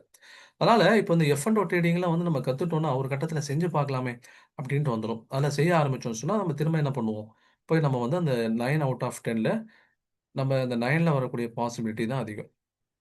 ஓகேங்களா? அந்த பணத்த இழக்கக்கூடிய அந்த 9ல நம்ம வரக்கூடிய பாசிபிலிட்டி தான் அதிகம். அதனால நம்ம என்ன பண்றது இல்லன்னு சொன்னா, அந்த பக்கம் நம்ம போறதில்ல. இல்ல அதனால அது தெரிஞ்சா தான் வந்து செபி ரெஜிஸ்டர்டா உங்களால உருவாக முடியும். செபி ரெஜிஸ்டர்டா உருவாகணும் அப்படின்னு சொன்னா எஃப்&ஓ தெரியணும். எஃப்&ஓ கத்துட்டோம்னா செய்ய தோணும். அதனால அந்த பக்கம் போகாம இருக்கிறது நல்லது. அப்போ 50% மட்டும் தான் ஸ்டாக் மார்க்கெட்லயே நமக்கு பெர்மிஷன் இருக்கு. இதுக்குள்ள நம்மளால என்ன பண்ண முடியும்? அப்படிங்கிறத நம்முடைய கிளாஸஸ்ல நம்ம சொல்லி தரோம். ஓகேங்களா? அது வந்து தாருல் உலூம் தேவ்பந்துடைய சில கண்டிஷன்ஸ் என்னென்ன இருக்குது. அதே மாரி வந்து அத தாண்டி சில ஃபிக்ஹ் செமினார்ஸ் நடக்கும். அதுல என்ன சொல்லியிருக்காங்க. அதே மாரி பார்த்தீங்கன்னா, நம்ம இந்தியால கிடையாது. ஆனா வந்து மற்ற நாடுகள்ல யுஎஸ்ல எடுத்துட்டாலும் சரி, பாகிஸ்தான்ல, மலேசியாலாம் பார்த்தீங்கன்னா, அவங்களுடைய ஸ்டாக் மார்க்கெட் கீழ ஷரியா போர்ட் அப்படின்னு சொல்லி ஒண்ணு இருக்கும். அந்த ஷரியா போர்ட் சில கண்டிஷன்ஸ் குடுப்பாங்க. அத நம்ம அப்ளை பண்ணிக்கலாம். நம்முடைய கண்ட்ரிக்கு அத அப்ளை பண்ணிக்கலாம். அது என்னென்ன கண்டிஷன்ஸ் அவங்க சொல்றாங்க. இது எல்லாமே வந்து நம்ம ரெகுலரான கிளாஸஸ்ல பார்ப்போம். ஃபர்ஸ்ட் ஆஃப் ஆல் இது என்ன சேஃப்டி இருக்குது. ஓகேங்களா? இப்போ நம்ம வந்து ஒரு பேங்க்ல பணம் போடுறோம் அப்படின்னு சொன்னா, பேங்க்ல பணம் போட்டுட்டு நம்ம பதறிட்டு இருக்க மாட்டோம். அச்சச்சோ! பேங்க்ல பணம் போட்டுருக்கோமே, எஸ்பிஐ அக்கவுண்ட்ல போய் ரூ. 2,00,000 போட்டுருக்கோமே, என்ன ஆகும்னு தெரியல. அந்த மாரி பயம் இருக்குமா? இருக்காது. ஏன்னா பேங்க்ல இருந்தா சேஃப்டியா இருக்கும்னு நமக்கு தெரியும். ஏன்? ஏன்னா பேங்க்ஸ் எல்லாத்தையும் வந்து கண்காணிக்கிறதுக்குன்னு ஒரு அமைப்பு இருக்கு. அதுதான் ரிசர்வ் பேங்க் ஆஃப் இந்தியா. இப்ப ரிசர்வ் பேங்க் ஆஃப் இந்தியாவுடைய நோக்கங்கள் ஒண்ணு பார்த்தீங்க அப்படின்னு சொன்னா, புரொடெக்ஷன் ஆஃப் டெபாசிட்டர்ஸ். ஓகேங்களா? ப்ரொடெக்ஷன் ஆஃப் டெபாசிட்டர்ஸ் அப்படின்னு சொல்லுவாங்க. அதாவது பணத்தை போட்டு அந்த டெபாசிட்டர்ஸ் இருக்காங்களா இல்லையா, அந்த டெபாசிட்டர்ஸை வந்து ப்ரொடெக்ட் பண்ணுறது தான் வந்து ரிசர்வ் பேங்க் ஆஃப் இந்தியாவுடைய வேலை. ஏன்னா பேங்க்ஸ் எல்லாமே கமர்ஷியல் பேங்க். அவங்களுக்கு லாபம் வர்றதுக்கு என்ன பண்ண முடியுமோ அதை பண்ணுவாங்க. அவங்களுக்கு வந்து சர்வீஸுங்கிறது செகண்டரி தான். ஆனால் அந்த சர்வீஸ் இருக்கணும், அதில் வந்து மக்கள் பாதிக்கப்படக்கூடாதுங்கிறதுக்காக ஒரு உருவாக்கப்பட்ட கண்காணிப்புக்கான அமைப்பு தான் இந்த ரிசர்வ் பேங்க் ஆஃப் இந்தியா. எப்படி வந்து ரிசர்வ் பேங்க் ஆஃப் இந்தியா வந்து பேங்க்ஸில் கண்காணிக்குதோ, தவறு செய்யக்கூடிய பேங்க்ஸ் வந்து ஃபைன் பெனால்ட்டிலாம் போடுதோ. இப்போ ரீசெண்டாக பார்த்தீங்க சொன்னால் எஸ் பேங்க் இருக்குது. எஸ் பேங்க் என்ன பண்ணாங்க சொன்னால், அவங்க வந்து தப்பு பண்ணாங்க. ஓகே, எஸ் பேங்க் வந்து தப்பு பண்ணாங்க. அதுக்கேற்ற தண்டனையும் என்ன பண்ணுச்சு, எஸ் பேங்க்குக்கு கொடுக்கப்பட்டுச்சு. அதே மாதிரி சில பேங்க்ஸ் வந்து சில வீக்காக இருந்தாங்க, அதை மெர்ஜ் பண்ணாங்க. ஓகேங்களா. உதாரணமாக லட்சுமி விலாஸ் பேங்க் அப்படின்னு சொல்லி ஒன்று இருந்துச்சு. லட்சுமி விலாஸ் பேங்க்ஸ் என்ன பண்ணிட்டாங்க, சிங்கப்பூருடைய பேங்க் வந்து ஒன்று இருந்துச்சு, அதில் மெர்ஜ் பண்ணிட்டாங்க. இது மாதிரி நிறைய மெர்ஜிங் நடந்துட்டு இருக்கு. இல்லை யாருடைய உத்தரவின் பேரில் நடக்கும்னு சொன்னால் ரிசர்வ் பேங்க் ஆஃப் இந்தியாவுடைய உத்தரவின் பேரில் நடக்கும். சரிங்களா. அதே மாதிரி இப்போ ஸ்டாக்ஸ்ல வந்து ஒருத்தர் இன்வெஸ்ட் பண்றாருன்னா அவருக்கு வந்து ப்ரொடெக்ஷன் வேணும்ல, எனக்கு ஒரு நம்பிக்கை வரணும்ல. ஏன்னா எனக்கு தெரியாத கம்பெனி, நான் வந்து பணத்தை இன்வெஸ்ட் பண்றேன், என் பணத்துக்கு என்ன பாதுகாப்பு இருக்கு, அந்த பாதுகாப்புக்கான ஸ்டெப்ஸ் எடுக்கிறதுக்காக ஒரு அமைப்பு இருக்கு. அதுதான் செபின்னு சொல்லுவாங்க, securities and exchange board of India.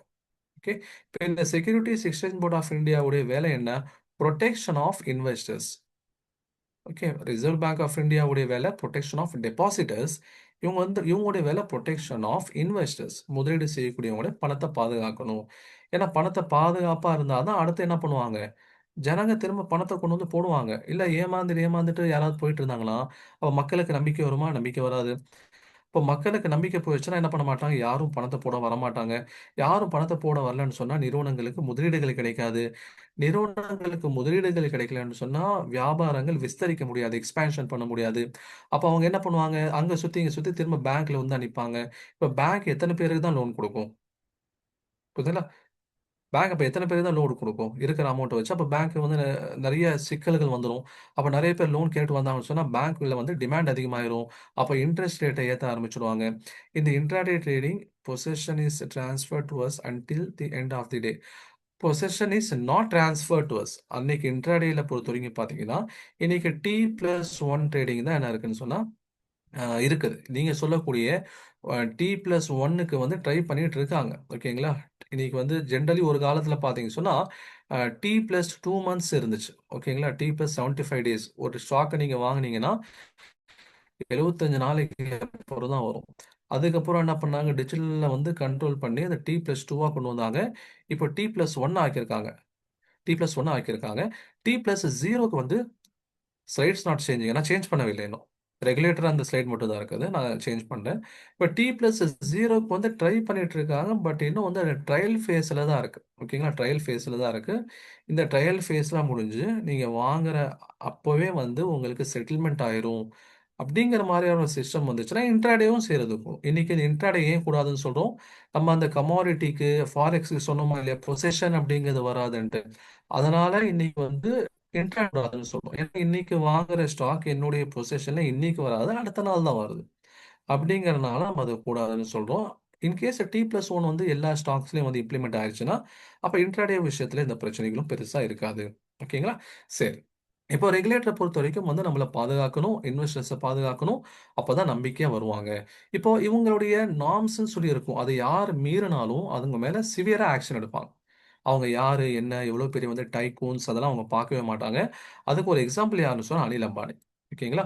Anil Ambani Anil Ambani and 24 others ban from securities market by SEBI for 5 years. 5 பக்கம் நீங்க 5 வருஷத்துக்கு நீங்க வரவே கூடாதுன்ட்டாங்க. அப்படி என்ன சார் தப்பு பண்ணாரு, ஒன்றும் இல்லை. ஒரு கம்பெனிக்காக காசு வாங்கி அதை இன்னொரு கம்பெனியில் போட்டார். அனில் அம்பானியோட கம்பெனி தான். உதாரணமாக ஏ கம்பெனின்னு இருக்குன்னா இதுக்கு வாங்கின பணத்தை இந்த பி கம்பெனியில் அவர் போட்டுட்டார். இதை கண்டுபிடிச்சிட்டாங்க. அதனால இவரை பேன் பண்ணிட்டாங்க. பெரிய ஒரு இது இல்லை. ஓகே. நிறைய தவறுகள் நடக்குது. ஆனால் இந்த தவறு பெரிய தவறு இல்லை. பட் இருந்தாலும் செபி வந்து தன்னுடைய நார்ம்ஸில் கரெக்டாக இருக்கணும். அப்போதான் மக்களுக்கு நம்பிக்கை வரும்னு சொல்லிட்டு, நீ வந்து எவ்வளவு பெரிய அம்பானியவனா இருந்துக்கும், ஆனா என்னுடைய நார்ம்ஸை மீறி நீ நடந்தேன்னு சொன்னா உன் மேல நான் ஆக்ஷன் எடுப்பேன். 5 வருஷம் என்ன பண்ணியிருக்காங்க, இவங்கள பேன் பண்ணியிருக்காங்க. இவங்களால என்ன பண்ண முடியாது, 5 வருஷம் வந்து செக்யூரிட்டிஸ் மார்க்கெட் பக்கமே வர முடியாது. சரி, ரெண்டாவது ஒரு எக்ஸாம்பிள் என்ன அப்படின்னு சொன்னா இந்த லேடி. சித்ரா ராமகிருஷ்ணா அப்படிங்கிற இவங்களுடைய பேரு. அதாவது என்எஸ்சியில வந்து ஏதாவது மார்க்கெட் 2 விதமான மார்க்கெட் இருக்கு இந்தியால. Stock market. ஒண்ணு வந்து பிஎஸ்சி, இன்னொன்னு பிஎஸ்என்எஸ்சி. இதை பத்தி நம்ம உங்களுக்கு டீட்டெயில்டா நடத்துவோம் என்ன எப்படிங்கிறது. இப்போ சிம்பிளா புரிஞ்சுக்கோங்க. என்எஸ்சிங்கிறது அது வந்து ஒரு மார்க்கெட். இதனுடைய சீஃபா யார் இருந்தா, இந்த சித்ரா ராமகிருஷ்ணா அப்படிங்கிற இந்த லேடி இருந்தாங்க. இவங்க என்ன பண்ணாங்கன்னு சொன்னா, இவங்களுடைய பார்வைக்கு வரக்கூடிய சில ரகசிய தகவல்களை வந்து லீக் பண்ணிட்டாங்க. ஆனா அது வந்து யாருக்குமே தெரியல. இவங்க சடனா என்ன பண்ணாங்க, ஒரு கட்டத்துல நான் வந்து ரிசைன் பண்ணிக்கிறேன், இவங்களுடைய டென்யூர் முடியறதுக்கு முன்னாடியே நான் ரிசைன் பண்ணிட்டு போறேன் அப்படின்ட்டு முடிவு எடுத்துட்டாங்க. ரிசைன் பண்ணிட்டு போயிட்டாங்க. அது வரைக்கும் கூட என்ன பண்ணணும்னு சொன்னா, செபிக்கோ அல்லது வந்து இன்வெஸ்டிகேட்டிங் அத்தாரிட்டி யாருக்குமே தெரியல ஏன் இவங்க போனாங்க அப்படின்ட்டு. ஆனா வந்து அவங்களுக்கு ஒரு கேள்வி, இவங்க திடீர்னு ஏன் வந்து ரிசைன் பண்ணிட்டு போறாங்க? பர்சனல் ரீசன்னு சொல்றாங்க. இருந்தாலும் ஏன் வந்து ரிசைன் பண்ணிட்டு போறாங்கன்னு தெரியலன்னு சொல்லி பார்த்து கிட்டத்தட்ட 1½ வருஷத்துக்கு அப்புறம் தான் கண்டுபிடிச்சாங்க. இவங்க இந்த மாரி பண்ணியிருக்காங்க. மாட்டிக்குவோம்னு பயந்து இவங்க இதுலருந்து ரிசைன் பண்ணிட்டு போயிட்டாங்கன்னு சொல்லி 1½ வருஷத்துக்கு அப்புறம் இவங்க மேல ஆக்ஷன் எடுத்து, இவங்க மேல சார்ஜ் ஃபைல் பண்ணி, அதுக்கப்புறம் என்ன லீகல் ஆக்ஷன் இருக்கோ அத எடுத்தாங்க. ஏன்னா யாருக்கும் தைரியம் வந்துரக்கூடாது. நான் வந்து ரிசைன் பண்ணிட்டு வந்துட்டேன்னா, அப்புறம் முடிஞ்சுச்சு. அதோட வந்து பிரச்சனை முடிஞ்சுச்சு.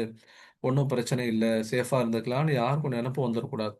அதுக்காக தான் நீங்க தப்பு பண்ணிட்டு நீங்க வந்து ரிசைன் பண்ணிட்டு போனாலும், இன்வெஸ்டிகேஷன் அத்தாரிட்டி உங்க பின்னாடியே வந்து என்ன பண்ணும்? உங்களுக்கு வந்து உங்க மேல ஆக்ஷன் எடுக்கும். இந்த 2ம் என்னன்னு சொன்னா, நாங்க எவ்ளோ சேஃப் அண்ட் செக்யூர்டா இருக்கோம். மக்களுடைய புரொடெக்ஷன், மக்களுடைய இன்வெஸ்டர்ஸ் உடைய அந்த பணத்த பாதுகாக்கிறதுக்கு எவ்ளோ புரொடெக்டிவா நாங்க இருக்கோம். அப்படிங்கிறத காமிக்கிறதுக்கான சில எக்ஸாம்பிள்ஸ் இது.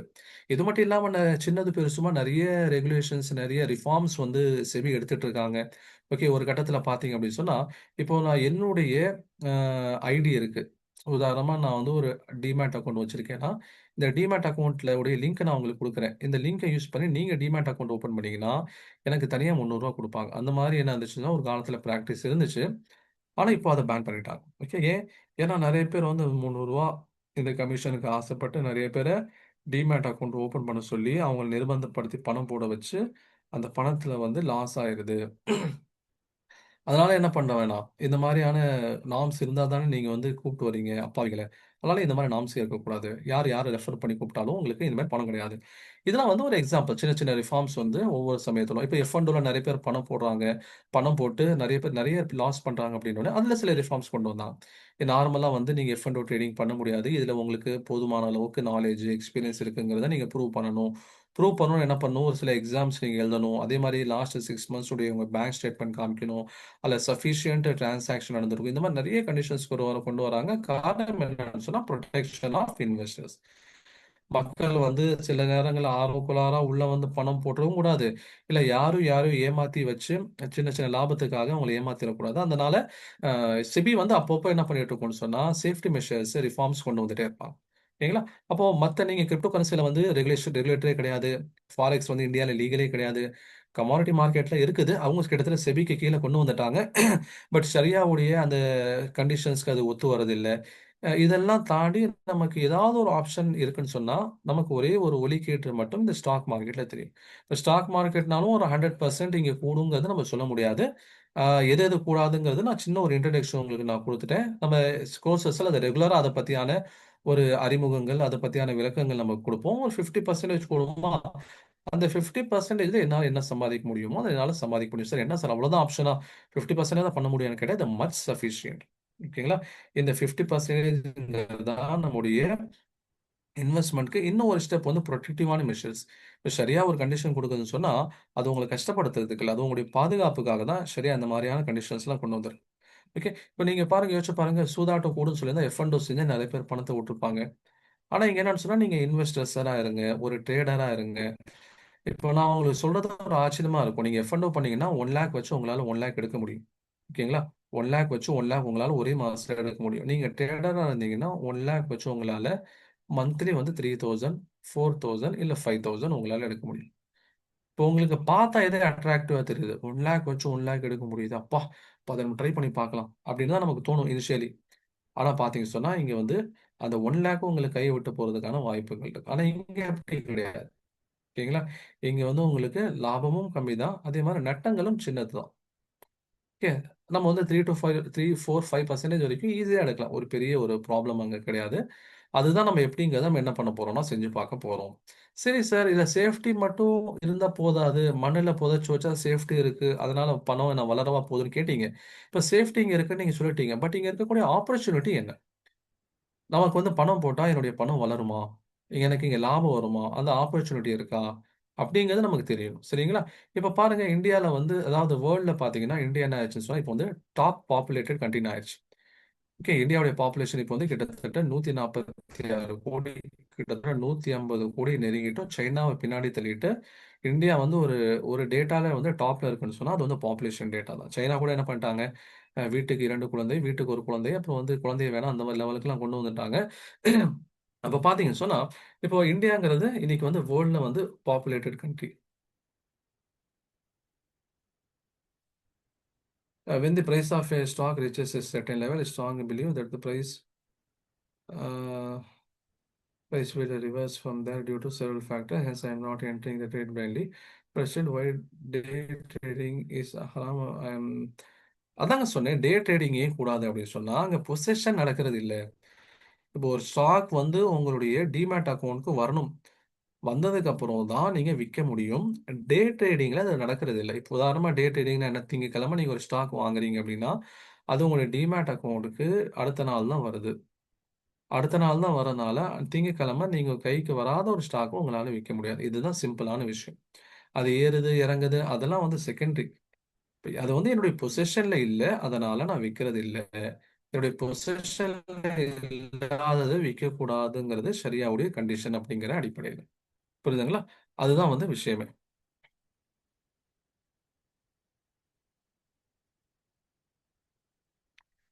நீங்க மத்த ட்ரேடிங்ல, மத்த ஸ்விங் ட்ரேடிங்ல, மத்த பிடிஎஸ்டில உங்களுடைய நாலேட்ஜ், டெக்னிக்கல் ஸ்கில்ல நீங்க அப்ளை பண்ணுங்க.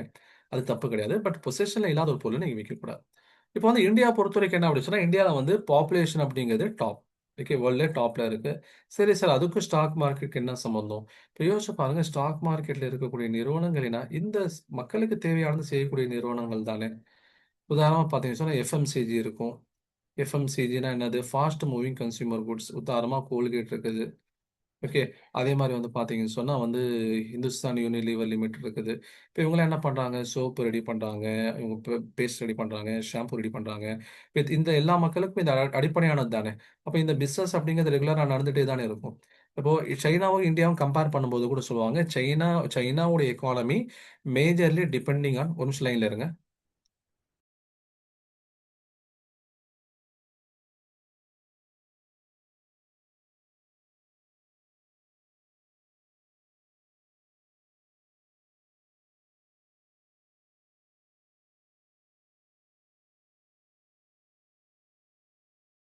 இப்போ சைனாவுடைய எக்கானமியும் இந்தியாவோட எக்கானமியும் கம்பேர் பண்ணும்போது China is majorly depending on export. ஓகேங்களா? அது எக்ஸ்போர்ட் ஓரியன்ட் எக்கானமி தான் சைனா. அதுல சில ப்ளஸ் மைனஸும் இருக்குது. இப்போ அவங்க வந்து வெளிநாட்டை நம்பி இருக்காங்க. சில நேரங்கள்ல இப்போ அமெரிக்கா என்ன பண்றாங்க? சைனா மேல வந்து நிறைய பொருளாதார தடைகள், டாரிஃபா இருக்கட்டும், இல்ல வந்து வேற ஏதாவது தடைகளா அவங்க போட்டாங்கன்னா, அவங்களுக்கு கொஞ்சம் சிரமம். ஆனா நம்மளுக்கு அப்படி இல்ல. நம்மளுடைய economy majorly depending on domestic need. நம்ம நாட்டுல இருக்கக்கூடியவங்க தான் நம்ம மேஜரா என்ன பண்றோம்? நம்முடைய பிசினஸ்லாம் ஃபோக்கஸ் பண்ணுது. அப்போ எப்படி வந்து காலையில எந்திரிச்சா எல்லாருக்கும் பேஸ்ட் தேவைப்படுமோ, எல்லாருக்கும் சோப்பு தேவைப்படுமோ, அந்த நிறுவனங்கள் வேணும். அதே மாரி கார்மெண்ட்ஸ் எடுத்துக்கிட்டீங்கன்னா, எல்லாரும் நம்ம துணி உடுத்துறோம், ஆடை உடுத்துறோம். அதே மாரி வந்து நம்ம சாப்பிடுறோம். அதே மாரி வந்து நம்ம எல்லாரும் வந்து சாஃப்ட்வேர் வந்து தேவையான அளவுக்கு யூஸ் பண்ணோம். இதனால வந்து இந்தியால ஒரு டிமாண்ட் இருந்துட்டே இருக்கு. ஓகேங்களா? இந்தியாவுடைய பாப்புலேஷன்னால இந்தியால ஒரு டிமாண்ட் இருந்துட்டே இருக்கு. அதனால நிறுவனங்கள் கான்ஸ்டன்ட்டா இயங்கிக்கிட்டே இருக்கும். நம்ம வந்து மேஜரா நம்ம வந்து எக்ஸ்போர்ட் பண்ணாலுமே கூட, மேஜரா நம்ம எக்ஸ்போர்ட்ட டிபெண்ட் பண்ணி இல்ல. லோக்கல் பாப்புலேஷன், லோக்கல் மார்க்கெட்ட டிபெண்ட் பண்ணி தான் இருக்கும். அதனால தான் சொன்னாங்க கண்ட்ரீஸ் இன் த வேர்ல்ட் அந்த பாப்புலேஷன்ல வந்து டாப்ல இருக்கிறனால, நம்முடைய நிறுவனங்கள் இயங்குறதுக்கு பெரிய தடைகள் அப்படிங்கிறது ஏற்படாது. ஓகே. அப்ப அதனால வந்து ஸ்டாக் மார்க்கெட்ட பொறுத்தவரைக்கும் நிறுவனங்கள் இயங்கிக் கொண்டு தான் இருக்கும். நிறுவனங்களுக்கு எக்ஸ்பான்ஷனுக்கு பணம் தேவைப்பட்டுட்டு தான் இருக்கும். நிறுவனங்கள் லாபம் சம்பாதிச்சுட்டு தான் இருக்கும். அந்த மாதிரியான நல்ல நிறுவனங்கள் நம்ம முதலீடு செய்யலாம். ஓகேங்களா? 2வது பார்த்தீங்கன்னு சொன்னா, நம்முடைய இந்தியா அப்படிங்கிறது one of the emerging economy in the world. நம்ம கிட்டத்தட்ட வந்து 7வது இடத்துல இருந்தோம், 6வது இடத்துல, 5வது இடத்துல 4 வரைக்கும் வந்துட்டோம். ஓகே, இந்தியா வந்து த ஃபோர்த் லார்ஜஸ்ட் எக்கானமி இந்த வேர்ல்டு. யூஎஸ் உடைய எக்கானமி பார்த்தீங்கன்னு சொன்னா கிட்டத்தட்ட அவங்களுடைய ஒருத்தருடைய வளர்ச்சிங்கிறது ஜிடிபி வச்சு தெரிஞ்சுக்கலாம். யூஎஸ் உடைய ஜிடிபி வந்து $30 ட்ரில்லியன். ரெண்டாவது இடத்துல சைனா இருக்கு $19 ட்ரில்லியன். மூணாவது இடத்துல ஜெர்மனி இருக்கு 4.7, இந்தியா வந்து 4.1. ஓகே, பிரைம் மினிஸ்டர் சொல்லிட்டு இருந்தா 2025க்குள்ள நாங்கள் $5 ட்ரில்லியன் எக்கானமி வளர்ந்துருவோம் அப்படின்னு சொல்லிட்டு. ஆனால் கொரோனா வந்தனால அது முடியல. கொரோனா வந்தனாலையும் அது முடியல. அதே மாதிரி அந்த டிமானிட்டைசேஷன் வந்தனாலே அது கொஞ்சம் என்ன ஆச்சு, பின்னாடி போயிடுச்சு. அதே மாதிரி தமிழ்நாடு கவர்மெண்ட் சொல்லிட்டு இருக்கு, என்ன சொல்லிட்டு இருக்காங்க, தமிழ்நாடு கவர்மெண்ட் அப்படிங்கிறது எங்களுக்கு வந்து $1 ட்ரில்லியன் எக்கானமி ஸ்டேட்டாக எங்களுக்கு வளரணுங்கிறது எங்களுடைய டார்கெட் அப்படின்னு சொல்லிட்டு தமிழ்நாடுடைய ஃபினான்ஸ் மினிஸ்டர் தங்கம் தென்னரசு என்ன பண்ணிட்டு இருக்காருன்னு சொன்னா சொல்லிட்டு இருக்காரு. ஓகே, சரி. இப்போ என்னன்னு சொன்னா, இப்போ நம்ம 3வது இடத்துல இருந்து இப்போ என்ன பண்ணிருவோம், சரி 4ல இருந்து 3க்கு கூடிய விரைவில வந்துருவோம். அப்போ வேகமா வளரக்கூடிய எக்கானமி அல்லது வந்து லார்ஜஸ்ட் எக்கானமியால நம்ம இருப்போம் அப்படிங்கிறது நமக்கு வந்து ஒரு பாசிட்டிவான விஷயம். அதுக்கு அடுத்தது பார்த்தீங்கன்னு சொன்னா, இப்போ சார் வளர்றோம் அப்படிங்கிறதுக்காக எல்லாரும் வந்து ஸ்டாக் மார்க்கெட்டுக்கு வரணுங்கிறது அவசியம் இல்லையே! அப்படின்னு சொல்லி பார்த்தீங்கன்னா, ஸ்டாக் மார்க்கெட்ல இன்வெஸ்ட் பண்ணக்கூடியவங்களும் நாளுக்கு நாள் எண்ணிக்கை அதிகமாயிட்டு தான் இருக்கு. ஓகே. ஒரு கட்டத்தில 1980கள்ல 90கள்ல பார்த்தீங்கன்னா, இத பத்தி பெருசா யாருக்கும் தெரிஞ்சிருக்காது. ஆனா, அந்த சமயங்கள்ல வந்து ஸ்டாக் மார்க்கெட்ல இன்வெஸ்ட் பண்ணவங்க, இன்னைக்கு பெரிய பெரிய குரோர்பதிகளா இருக்காங்க. ஓகே. இப்ப பாருங்க 2010லயே கூட வந்து டோட்டலா எத்தன டிமேட் அக்கவுண்ட் இருந்துச்சுன்னு சொன்னா, 18.7 மில்லியன். 18.7 மில்லியன் அப்படிங்கிறது கிட்டத்தட்ட எவ்வளோ? கிட்டத்தட்ட வந்து 1 மில்லியன்ங்கிறது 10,00,000 கரெக்ட்டுங்களா? அப்போ 10 மில்லியன்ங்கிறது 1,00,00,000. அப்போ 18 இல்ல 18.7 மில்லியன்னா எவ்வளோ வருது?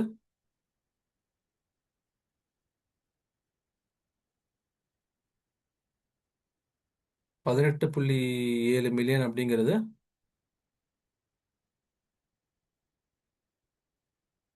சம்ஹவ் இது நீங்க வந்து கோடியில அத கன்வெர்ட் பண்ணி பார்த்துக்கோங்க. 2010ல பார்த்தீங்கன்னா, 18 மில்லியன் அப்படிங்கிறது இருந்துச்சு. அதுக்கப்புறம் பார்த்தீங்கன்னா 1.87 crore. Okay, 1.87 crore. அதுக்கடுத்து பார்த்தீங்கன்னா, 1 வருஷத்துல 19 கோடி. அதுக்கடுத்து 20, 21 அப்படின்ட்டு ஒன் பை ஒன்னா வளர்ந்துட்டு இருந்தது. கொரோனாக்கு அப்புறம் பாருங்க 2020, 20க்கு அப்புறம் பார்த்தீங்கன்னா, வளர்ச்சி 39லேருந்து 49, 49லேருந்து 80, 80லேருந்து 108, 139, 2024 டேட்டா அப்படி 185 மில்லியன், கிட்டத்தட்ட 18.5 கோடி. இந்தியாவுடைய பாப்புலேஷன்ல 20 கோடி ஜனங்க கிட்ட டிமேட் அக்கவுண்ட் இருக்குது. இப்போ டிமேட் அக்கவுண்ட் என்ன? அதை வச்சு தான் ஸ்டாக்ஸ் பையிங் செல்லிங் பண்ண முடியும். அந்த அத்தனை பேர் வந்து என்ன பண்ணியிருக்காங்க, 20 கோடி ஜனங்க ட்ரேடிங்ல இருந்துட்டு இருக்காங்க. ஓகேங்களா? இப்ப இது வந்து நம்முடைய மார்க்கெட் மேல இருக்கக்கூடிய நம்பிக்கையை காமிக்குது. ஓகேங்களா? மக்களுக்கு நம்பிக்கை இருந்தா தானே அத நோக்கி வர செய்வாங்க. அப்ப 19,00,00,000, 20,00,00,000 ஜனங்க டிமேட் அக்கவுண்ட் வச்சிருக்காங்கன்னா, அவங்க அத்தனை பேரும் வந்து இங்க ட்ரேடிங் பண்றதுக்கு நம்பிக்கையோட வராங்கன்னு சொல்லி அர்த்தம். அதே மாரி கவர்ன்மெண்ட் சைட்ல வந்து நெறைய பிசினஸ்க்கு சாதகமான விஷயங்கள், முடிவுகள் எடுத்துட்டு இருக்காங்க. அது இன்வெஸ்டர்ஸா தனிப்பட்ட மனிதருக்கா இருந்தாலும் சரி, அல்லது வந்து இன்வெஸ்ட்மென்ட்ட வந்து பூஸ்ட் பண்றதுக்கா இருந்தாலும் சரி. உதாரணமா பார்த்தீங்கன்னா, லாஸ்ட் பட்ஜெட்ல நீங்க வந்து ரூ. 4,00,000 வரைக்கும் உங்கட்ட இன்கம் இருந்தா உங்களுக்கு டாக்ஸே கிடையாது. ரூ. 12,00,000 வரைக்கும் நீங்க எக்ஸம்ஷன்ஸ் வாங்கிக்கலாம் அப்படின்ட்டு சொல்லியிருக்கான். இப்ப கிட்டத்தட்ட ரூ. 1,00,000 வரைக்கும் மாசம் சம்பாதிச்சாலே என்ன பண்ணலாம்? டாக்ஸ் எக்ஸம்ஷன் வாங்கிக்கலாம். அப்ப எக்ஸம்ஷன்ல வர அமௌண்ட் என்ன பண்ணுவாங்க? நெறைய பேர் இன்வெஸ்ட்மென்ட் போவாங்க. சேஃப் இன்வெஸ்ட்மென்ட்டா போவாங்க. பர்ட்டிகுலர்லி வந்து ஆ பிரதர் ஒருத்தங்க கிரிக்கெட் இருக்காங்க. அவங்களுக்கு தெரியாமலே இந்த ஒரு கோடுலாம் வருதுன்னு நெனைக்கிறேன். அதனால ப்ளீஸ் அத வந்து நீங்க கெடுக்காதீங்க. அத டிஸ்டர்ப் ஆகும் நடுவுல.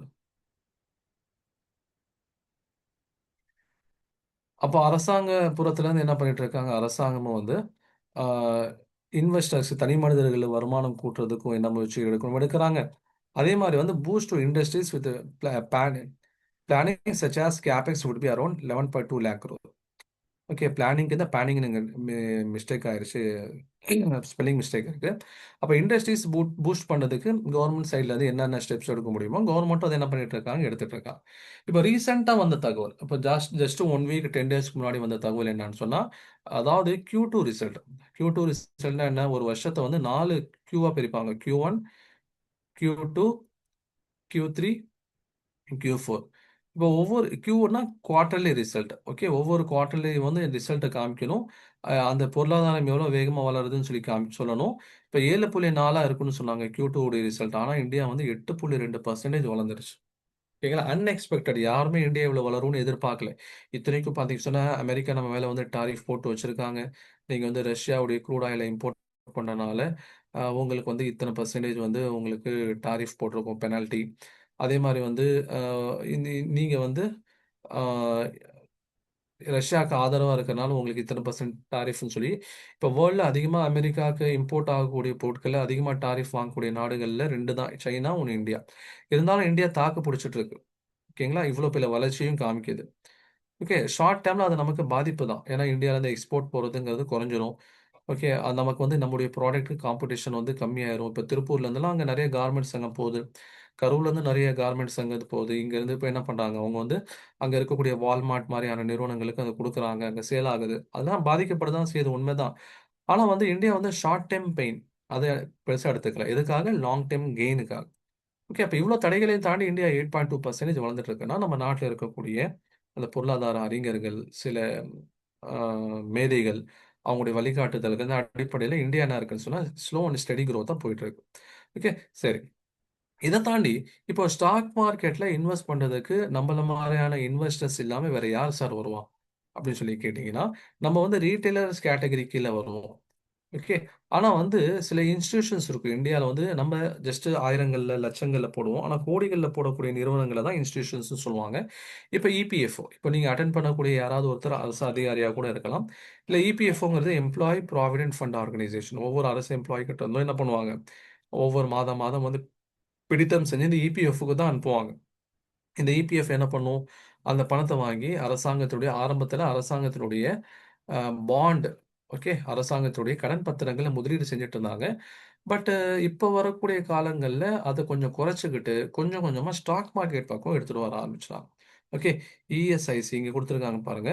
Will invest 5% of its corpus. ஆரம்பத்தில் 5% இன்வெஸ்ட் பண்ணுவாங்க, gradually rise it up to 15%. கொஞ்சம் கொஞ்சமா 15% வரைக்கும் தன்னுடைய பணத்தை இங்கே கொண்டு வந்துருவாங்க அப்படின்னு சொல்லிட்டு நியூஸ்லாம் என்ன பண்ணிருக்கு, ரிசல்ட் வந்திருக்கு. அப்போ இவ்வளோ பெரிய நிறுவனங்கள், அரசு அதிகாரிகளுக்கு நிச்சயமா ரிட்டையர்மெண்ட்டுக்கு அப்புறம் காசு தரணும். அப்போ இங்க ஒரு சேஃப்டி இருக்கு, இங்க ஒரு வளர்ச்சி இருக்குன்னு சொன்னனால தான் இங்க அவங்களால வராங்க. ஓகே, அப்போ வந்து என்னன்னு சொன்னா நமக்கு நம்ம மட்டும் இல்லாம இந்தியாவில் இருக்கக்கூடிய இபிஎஃப்ஓ மாதிரியான இன்ஸ்டிடியூஷன்ஸும் வராங்கங்கிறது தெரியுது. இப்போ இபிஎஃப் மட்டும் தானே சார், வேற யாருமே இல்லையான்னு கேட்டா, இப்போ ஒரு நிறுவனத்தை பொறுத்த வரைக்கும் எத்தனை விதமான மக்கள் முதலீடு செய்றாங்க பாருங்க. பிரைவேட் ப்ரொமோட்டர்ஸ்னா யாரு? அந்த நிறுவனத்தை உருவாக்கியவர்கள். ஒரு நிறுவனம் வந்து உருவாக்கப்படுது அப்படின்னு சொன்னா ஒரு 100 கோடி வேணுமா? அந்த 100 கோடி ரூபாய்க்கு வந்து 50 கோடி ரூபாய் வந்து என்ன பண்ணுவாங்க? ப்ரொமோட்டர்ஸ், அந்த நிறுவனத்தினுடைய ஆரம்பிக்கக்கூடியவங்க போடுவாங்க. மீதி 50 கோடியை தான் வெளியே வாங்குவாங்க. இன்வெஸ்ட்மெண்ட் கொடுங்க அப்படின்னு சொல்லிட்டு. அந்த 50%ல வந்து வேற வேற யார் யார் வரா? ஃபாரின் இன்வெஸ்டர்ஸ், வெளிநாடுகள்ல இருந்தும் வந்து முதலீடு செய்யலாம். யோசிச்சு பாருங்க, நம்ம நாட்டுல நம்ம ஊர்ல இருக்கக்கூடிய நிறுவனங்களை நம்ம முதலீடு செய்ய பயப்படுறோம். ஆனா வெளிநாட்டுல இருந்து வராங்க. ஏன் வராங்க? ஏன்னா அவங்களுக்கு இங்க இருக்கக்கூடிய growth பொட்டன்ஷியல் தெரியுது.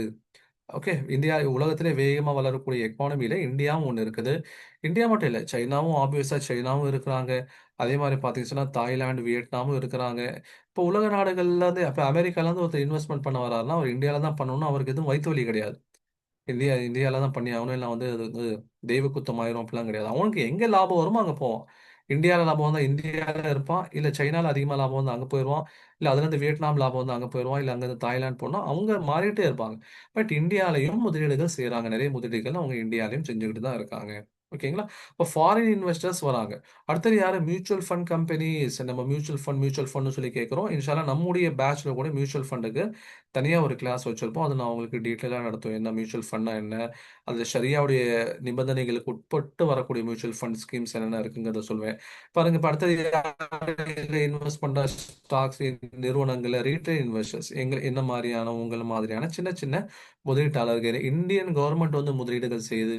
ஓகே, அதே மாதிரி இன்சூரன்ஸ் நிறுவனங்கள் முதலீடு செய்யுது, எல்ஐசி முதலீடு செய்யுது. ஓகேங்களா, ஹை நெட்வொர்த் இண்டிவிஜுவல்ஸ், அதாவது அம்பானி, டாடா, ஓகே, அசீம் பிரேம்ஜி மாதிரியான தனிநபர்கள் முதலீடு செய்றாங்க. இந்த மாதிரி பல விதமான மக்கள் இங்க முதலீடு செய்றாங்க. எதுக்காக? இங்க வந்து சேஃப்டியும் இருக்குது, இங்க வந்து growth பொட்டன்ஷியலும் இருக்குதுங்கிறத காமிக்கிறதுக்காக. ஓகேங்களா, இப்போ எவ்வளோ வந்து சில நேரங்கள்ல வந்து கிரேசி ஆயிடுறாங்க மக்கள் அப்படிங்கிறதுக்கு உதாரணம் தான் இந்த ஒரு ஐபிஓ. ஐபிஓ என்ன? இனிஷியல் பப்ளிக் ஆஃபரிங் அப்படின்னு சொல்லுவோம். இனிஷியல் பப்ளிக் ஆஃபரிங் முதல்ல ஒரு நிறுவனம் வந்து பங்குகளை வெளியிடுறாங்கன்னா அதுதான் ஐபிஓன்னு சொல்லுவோம். ஏற்கனவே பங்குகளை வெளியிட்ட நிறுவனங்கள் பார்த்தீங்கன்னா அந்த அந்த நிறுவனத்துடைய பங்குகள் நீங்க ஸ்டாக் மார்க்கெட்ல வாங்கலாம். முதல்ல நீங்க வாங்கணும்னு சொன்னா ஐபிஓக்கு நீங்க தனியா அப்ளை பண்ணணும். ஓகே. ஐபிஓக்கு நம்ம தனியா ஒரு கிளாஸ் வச்சிருக்கோம். எந்தெந்த ஐபிஓக்கு அப்ளை பண்ணணும், எங்கெங்க அப்ளை பண்ணணும், என்னென்ன விஷயங்கள் தான் பார்க்கணுங்கிறது நம்ம தனியா ஒரு கிளாஸ்ல சொல்லுவோம். ஒரு ஐபிஓ வந்துச்சு. ஓகேங்களா? ஒரு நிறுவனம். அந்த நிறுவனம் என்னன்னு சொன்னா, ஒரு பைக் டீலர். ஓகே. 2 ஷோரூம் மும்பைல ஒட்டி வைக்க போறாங்க. அந்த பைக் ஷோரூம்ல 2 பைக் ஷோரூம்ல சேர்த்து மொத்தம் 8 எம்ப்ளாயீஸ் தான். அவங்களுக்கு வேணுங்கிற முதலீடுங்கள் வந்து வெறும் 12 கோடி தான். அவங்க ஐபிஓக்கு அப்ளை பண்ணாங்க. ஆனா அவங்களுக்கு எவ்வளோ ஐபிஓ சப்ஸ்கிரிப்ஷன் வந்துச்சு தெரியுங்களா? 4,800 கோடி. அவங்க வந்து கேட்டது வெறும் 12 கோடி. ஓகேங்களா? ஆனா அவங்களுக்கு வந்தது 4,800 கோடி. இப்ப 12 கோடி அவங்க எடுத்துட்டு மீதி திருப்பி குடுத்துடணும். 4,788 கோடி அவங்க திருப்பி குடுத்துடணும். அது வேற. ஆனா எவ்ளோ கிரேசி ஆயிட்டாங்க பாரு. ஒரு சில சமயங்கள்ல வந்து மார்க்கெட் ஹையா இருந்துச்சுன்னு சொன்னா, அவன் அவன் பணத்த கொண்டு வந்து என்ன பண்ணுவாங்க? கொட்டுவாங்க. ஓகேங்களா? அப்போ இவ்ளோ கிரேசியா சில சமயங்கள்ல வந்து பணத்த ஜனங்க கொண்டு வந்து போடுறாங்க. அதே மாரி சில ஐபிஓஸ்லாம் பார்த்தீங்கன்னு சொன்னா, ஷார்ட் டெர்ம்ல வந்து பெரிய ஹைலாம் போயிருக்கு. உதாரணமா வந்து இந்த ஐஆர்இடிஏ, இந்த இது Indian renewable energy development agency something அந்த நேம்ல வரும். இப்ப இவங்க வந்து ரூ. 35க்கு என்ன பண்றாங்க சொன்னா, ஐபிஓல ஷேர் இஷ்யூ பண்றாங்க. அது ரூ. 50க்கு வந்து முதல் நாள் லிஸ்ட் ஆகுது. லிஸ்ட் ஆகி 2024 நவம்பர்ல 2023 நவம்பர்ல லிஸ்ட் ஆன அந்த நிறுவனம் டக்கு டக்கு டக்கு டக்குன்ட்டு ஒரே வருஷத்துல எங்க போயிடுச்சு? கிட்டத்தட்ட ரூ. 300 வரைக்கும் போயிருச்சு. அப்போ ஒரே வருஷத்துல 1,00,000 அப்படிங்கிறது 6,00,000 வரைக்கும் வளர்ந்துருச்சு. இந்த மாதிரியான சில ஜாக்பாட் நிறுவனங்களையும் நம்மளால பார்க்க முடியும். ஓகே. அப்போ மக்கள் வந்து அவங்க நம்பிக்கை இருக்கு, மக்களுக்கு வந்து இன்ட்ரெஸ்ட் இருக்குங்கிறனால தான் இவ்ளோ இந்த இடங்கள நோக்கி என்ன பண்ணாங்க சொன்னா, மக்கள் வந்து தேடி வராங்க. சார் இப்போ வந்து இந்த மாதிரியான ரிட்டர்ன்ஸ் வந்து பல இடங்கள்லயும் பாசிபிள் இருக்கு. நீங்க ஏன் ஸ்டாக் மார்க்கெட்ட பர்ட்டிகுலரா சொல்றீங்கன்னா, நிச்சயமா ஓகே. வியாபாரங்களும் செய்றாங்க. அதுல லாபம் ஈட்டுறாங்க. அதுவும் ஹலால் தான். நீங்க வேலைக்கு போவீங்க. நீங்க சம்பளம் வாங்குவீங்க. அதுவும் ஹலால் தான். அல்ஹம்துலில்லாஹ். கோல்ட்ல இன்னைக்கு இன்வெஸ்ட் பண்றாங்க. நெறைய பேர் அச்சச்சோ! கோல்டு வாங்க மாட்டோமே! இன்னைக்கு ரூ. 12,000 வரைக்கும் வந்துருச்சேங்கிறாங்க. அதுவும் அது ஹலால் தான். ஆனா அதே மாரி வந்து ரியல் எஸ்டேட்ல போடுறாங்க. அது வந்து பணத்த போட்டா அல்லாண்டு அது பாட்டுக்கு கிடக்கும். அதுவும் ஹலால் தான். பட் ஸ்டாக் மார்க்கெட்ல நமக்கு வந்து ஒரு எக்ஸ்ட்ரா அட்வான்டேஜ் இருக்கு. ஸ்டாக் மார்க்கெட்ல நமக்கு வந்து என்ன இருக்கு? எக்ஸ்ட்ரா ஒரு அட்வான்டேஜ் அப்படிங்கிறது இருக்கு. ஓகே. என்ன அட்வான்டேஜ் அது? அப்படின்னு சொல்லி பார்த்தீங்கன்னா, இப்ப ஜென்ரலா நீங்க வந்து ஒரு கடை எடுத்துக்கோங்க. ஒரு மெடிக்கல் ஷாப்போ அல்லது ஒரு கிராசரி ஷாப்போ, ஏதோ ஒண்ணு வைக்கிறீங்க. ஒரு மெடிக்கல் ஷாப்னு எடுத்துக்குவோமே. அதுல உங்களுக்கு மினிமம் ஒரு இன்வெஸ்ட்மென்ட் வேணும். கரெக்ட்டுங்களா? கடைக்கு நீங்க அட்வான்ஸ் குடுக்கணும். கடையில இன்டீரியர் ரெடி பண்ணணும். அதே மாரி வந்து சில மருந்துகள ஃப்ரிட்ஜ்ல ரெஃப்ரிஜரேட்டர்ல தான் வைக்கணும். அதே மாரி வந்து மருந்துகள் வாங்கி வைக்கணும். இப்போ ஒரு ரூ. 5,00,000 உங்களுக்கு மினிமமா கடை வைக்க தேவைப்படும். ஆனா ஸ்டாக் மார்க்கெட்ட பொறுத்தவரைக்கும் உங்களுக்கு மினிமம் இவ்வளோ இன்வெஸ்ட்மென்ட் இருக்கணும்னு அவசியம் கிடையாது. நீங்க வந்து 50,000மும் போடலாம். இல்ல நீங்க வந்து 5,00,000 போடலாம். அது உங்ககிட்ட எவ்வளோ இருக்கோ அத பேஸ் பண்ணி தான் இருக்கு. இப்ப நீங்க 50,000 வச்சு நான் மெடிக்கல் ஆரம்பிக்கணும்னா முடியுமானா? முடியாது. ஆனா நீங்க அந்த 50,000 ஸ்டாக் மார்க்கெட்ல உங்களால இன்வெஸ்ட்மென்ட் பண்ண முடியும். ஓகே. சரி. 2வது என்ன நீங்க வந்து ஒரு 5 டூ சரி 9 டூ 5 வொர்க்குக்கு போறீங்க அப்படின்னா, மினிமம் வந்து ஒரு 8 ஹவர்ஸ் நீங்க வந்து வொர்க் பண்ணி ஆகணும். ஆனா ஸ்டாக் மார்க்கெட் உடைய ஓப்பனிங் டைம் வந்து மார்க்கெட் வந்து 9:15க்கு ஓப்பன் ஆகுது. அதே மாரி வந்து 3:30க்கு முடிஞ்சுது. ஒட்டு மொத்தமா பார்த்தாலே ஒரு 6 1/4 மணி நேரம் தான் மார்க்கெட் உடைய வொர்க்கிங் டைம். இந்த 6 1/4 மணி நேரத்துல 6 1/4 மணி நேரம் நீங்க உட்காரணுமான்னு கேட்டா அப்படி கிடையாது. ஒரு நாளைக்கு நீங்க அதிகபட்சமா 1லேருந்து 2 மணி நேரம் குடுத்தா போதும். இது பர்ட்டிகுலரா வந்து எஜுகேட்டட் முஸ்லிம் வுமன்ஸ்க்கு வந்து ஃபேவரபிள். ஏன்னா இன்னைக்கு நெறைய படித்த பெண்கள் உருவாகுறாங்க. ஆனா அவங்களால வெளியில வேலைக்கு போ முடியல. ஓகே. ஏன்னா வந்து சேஃப்டி இஷ்யூஸ் இருக்குது. அதே மாரி கணவனுடைய அனுமதி இருக்குது. இந்த மாரி பல காரணங்கள்னால அவங்களால வேலைக்கு போ முடியல. ஆனா பல பெண்கள் தன்னுடைய கணவனுக்கு ஃபினான்ஷியலா ஹெல்ப் பண்ணணும்னு நெனைக்கிறாங்கன்னா, இது வீட்லயே உட்கார்ந்து என்ன பண்ணலாம், இப்ப 9:15ங்கிறது கிட்டத்தட்ட ஹஸ்பண்ட் என்ன பண்ணிருவாரு, வேலைக்கு கிளம்பிருவாரு. குழந்தைங்க ஸ்கூலுக்கு போயிருவாங்க. அதுக்கப்புறம் நம்ம வந்து கொஞ்சம் ஃப்ரீ ஆயிட்டு என்ன பண்ணலாம், இந்த மார்க்கெட் உடைய விஷயங்கள பார்க்கலாம். அதுக்கப்புறம் அவங்க வரதுக்கு முன்னாடி, குழந்தைங்க ஸ்கூல்லேருந்து வரதுக்கு 3:34 ஆயிரும். ஹஸ்பண்ட் வரதுக்கு 7 ஆயிரும். அவங்க வரதுக்கு முன்னாடி இந்த வொர்க் எல்லாத்தையும் நம்ம கம்ப்ளீட் பண்ணிட்டு நம்ம ஃப்ரீ ஆயிரலாம். ஓகேங்களா? அப்ப பெண்களுக்கு பர்தாவுடைய அடிப்படையில, இப்ப நம்ம கிளாஸஸ் நடத்துறோம்னு சொன்னா, என் முகத்த நீங்க பார்க்கல, உங்க முகத்த நானும் பார்க்கல. ஓகே. ஒரு பர்தாவுடைய அடிப்படையில என்ன பண்ண முடியுது? ஒரு கிளாஸ் நடத்த முடியுது. இப்போ படித்த பெண்களுக்கு இது வந்து ஒரு சாதகமான விஷயம் இது. மினிமம் 8 ஹவர் என்ன பண்ண முடியும்? வொர்க்ல இருக்கிறவங்க, அத தாண்டி வேற எதுவும் பண்ண முடியாது, யோசிக்க முடியாது. 7 மணிக்கு மேல ஏதாவது பண்ணலான்னு பார்த்தா உடம்பு டயர்ட் ஆயிரும். ஆனா இங்க வந்து பார்த்தீங்கன்னு சொன்னா, உங்களுக்கு 1லருந்து 2 ஹவர்ஸ் வரைக்கும் நீங்க டைம் அலாட் பண்ணா போதுமானது. மத்த நேரங்கள்ல அப்பப்போ நீங்க செக் பண்ணிட்டா போதும். ஓகேங்களா? ஃபுல்லா நீங்க 6 1/2 ஹவர் உட்காரணுங்கிற அவசியம் இல்ல. சரி 3வது என்ன சார்? 3வது எனக்கு வந்து கோல்டு வந்து நல்லா போயிட்டு இருக்கு சார். கோல்டு வந்து இப்ப பார்த்தீங்கன்னா, கிட்டத்தட்ட நேத்தோட நிலவரப்படி 1 கிராம் கோல்டு வந்து 12,000 வந்துருச்சு சார். ஒரு காலத்துலலாம் பார்த்தீங்க சொன்னா, நான் எனக்கே ஞாபகம் இருக்கு. நான் முதல்ல ஒரு கோல்டு வாங்கும்போது 2733 1 கிராம். ஓகே. 2733 எப்போ வாங்குனேன்? 2017ல வாங்குனேன். இப்போ வந்து பார்த்தீங்கன்னா, 2025ல 5 மடங்கு, 6 மடங்கு போயிருச்சு. ஆனா இதே ஜஸ்ட் 1 இயர்க்கு முன்னாடி பார்த்தீங்க சொன்னா, ஜஸ்ட் 8000 சம்திங் தான் இருந்தது. இப்போ இந்த 1 வருஷத்துல தான் 50% ஆஃப் குரோத். அதுக்கு சில காரணங்களும் இருக்கு. ஓகே. என்ன காரணங்கள்? டொனால்ட் ட்ரம்ப் வந்ததுக்கப்புறம் அதாவது பொதுவா வந்து ஒவ்வொரு நாடுகளும் தன்னிடத்துல இருக்கக்கூடிய அதிகப்படியான அமௌண்ட் என்ன பண்ணுவாங்க சொன்னா, அமெரிக்காவுடைய பாண்டுல தான் இன்வெஸ்ட்மென்ட் பண்ணுவாங்க. அமெரிக்காவுடைய பாண்ட் கடன் பத்திரங்களை முதலீடு செய்வாங்க. ஏன்னா, அது பாதுகாப்பானது. ட்ரிபிள் ஏ ரேட்டிங் அப்படின்னு சொல்லுவாங்க. ட்ரிபிள் ஏ ரேட்டிங்ல இருக்குது. ஓகே. அதே மாரி வந்து அதுல வந்து ஒரு கான்ஸ்டன்ட்டா ஒரு 2% வட்டி லாபமா வந்துட்டு இருக்கும். இந்தியாவுடைய ரிசர்வ் பேங்க் கிட்ட கூட அமெரிக்காவுடைய பாண்ட்ஸ்லாம் நெறைய இருக்குது. அப்போ ஒரு குறிப்பிட்ட அளவு வட்டி வருமானங்கள் வந்துட்டு இருக்கும். பாதுகாப்பாவும் அமௌண்ட் இருக்கும்னு சொல்லிட்டு. ஆனா ட்ரம்ப் வந்ததுக்கப்புறம், இந்த பாண்டுல இருக்கக்கூடிய நம்பிக்கை ஜனங்களுக்கு போயிருச்சு. நாடுகளுக்கு போயிருச்சு. அவங்க என்ன பண்ட்டாங்க, இப்ப பாண்டு மேல அமெரிக்கன் பாண்டு மேல நம்பிக்கை போச்சுன்னா, அடுத்த ஆப்ஷன் வந்து கோல்டு மேல அவங்க வந்து ஃபோக்கஸ் பண்ண ஆரம்பிச்சுட்டாங்க. இப்போ ரீசென்ட் டேட்டாஸ் படி டர்க்கி, சைனா, ஓகே, அசர்பைஜான் இந்த மாதிரியான நாடுகள் அதிகப்படியான அளவுக்கு தங்கத்தை இறக்குமதி செஞ்சிருக்காங்க. இப்ப நாடுகளும் சேர்ந்து தங்கத்தை இறக்குமதி செய்யும்போது, அதுக்கான டிமாண்ட் அதிகமாகி ரேட் அதிகமாயிருச்சு. ஓகே. ரேட் என்ன ஆயிருச்சு? அதிகமாயிருச்சு. அதுவும் இல்லாம போருடைய சூழ்நிலை. ஒரு பக்கம் பார்த்தா அங்க ஈரான், இஸ்ரேல், பலஸ்தீனுடைய பிரச்சனை. இன்னொரு பக்கம் பார்த்தா ரஷ்யா, உக்ரைனுடைய பிரச்சனை. ஆ அதாவது வேர்ல்டு வார் 2க்கு அப்புறம் வந்து அதிகமான கான்ஃப்ளிக்ட் நடக்கிறது இந்த சமயத்துல தான். ஓகே. கிட்டத்தட்ட 25 நாடுகள்ல சண்டைகள் நடந்துட்டு இருக்கு. 25 நாடுகள்ல சண்டைகள் நடந்திருக்கு. ஓகே. அர்மேனியா, அசர்பைஜானுக்கு நடுவுல சண்டை. ஓகே. இந்த 2 நாடுகளோட பேர் பல பேர் கேள்விப்பட்டிருக்க மாட்டாங்க. இப்ப அமெரிக்கா வந்து என்ன பண்றாங்க, வெனிசுலா மேல வந்து சில பிரச்சனைகள் பண்ணாங்க. நார்த் கொரியாவுக்கும், சவுத் கொரியாவுக்கும் பிரச்சனை போயிட்டு இருக்கு. சைனாக்கும், தாய்வானுக்கும் பிரச்சனை போயிட்டு இருக்கு. ஓகே. அதே மாரி வந்து ஜப்பானுக்கும், சைனாக்கும் பிரச்சனை போயிட்டு இருக்கு. இந்த மாரி 25 நாடுகளுக்கு 25 பிரச்சனைகள் போயிட்டு இருக்குன்னு சொல்றாங்க. அப்போ இந்த மாரியான கான்ஃப்ளிக்ட் நேரத்துல ஒரு சேஃப் இன்வெஸ்ட்மென்ட்ங்கிறது கோல்டு தான். நிச்சயமா கோல்டு தான். அப்போ கான்ஃப்ளிக்ட்லாம் கொஞ்சம் சரியாச்சுன்னு சொன்னா, என்ன பண்ணுவாங்க? கோல்ட்லருந்து கொஞ்சம் கொஞ்சமா வெளிய வர ஆரம்பிச்சுருவாங்க. இப்ப இதுவும் நல்ல ஒரு இன்வெஸ்ட்மென்ட் தான். ஆனா கோல்ட பொறுத்தவரைக்கும் உங்களுக்கு என்னது, நீங்க வந்து சேஃப்டியா அத வந்து பாதுகாத்து வைக்கணும். சேஃபா என்ன பண்ணணும்? அத நீங்க பாதுகாத்து வைக்கணும். நீங்க வாங்கும்போது ஒரு ரேட்ல குடுப்பாங்க. விக்கும்போது ஒரு வேற ரேட்ல குடுப்பாங்க. அந்த மாரி நெறைய அப்ஸ் அண்ட் டவுன்ஸ் இருக்குது. ஆனா நீங்க பார்த்தீங்கன்னா, ஸ்டாக் மார்க்கெட் பொறுத்தவரைக்கும் ரவுண்ட் தி இயர் உங்களுக்கு இன்வெஸ்ட்மென்ட் ஆப்ஷன் இருக்கும். கான்ஃப்ளிக்ட் இருக்கிறது இல்ல, அது வேற விஷயம். ரவுண்ட் தி இயர் உங்களுக்கு இன்வெஸ்ட்மென்ட் ஆப்ஷன் இருக்கும். எப்படி சார் அப்படி சொல்றீங்க? வருஷம் வருஷம் முழுக்க அதுக்கு இன்வெஸ்ட்மென்ட் பாசிபிலிட்டி இருக்குமான்னு கேட்டா இருக்கு. இப்போ கொரோனா சமயத்துல பார்த்தீங்கன்னா, ஆரம்பத்துல இறங்குச்சு. கொரோனா நேரத்துல மார்க்கெட் இறங்குச்சு.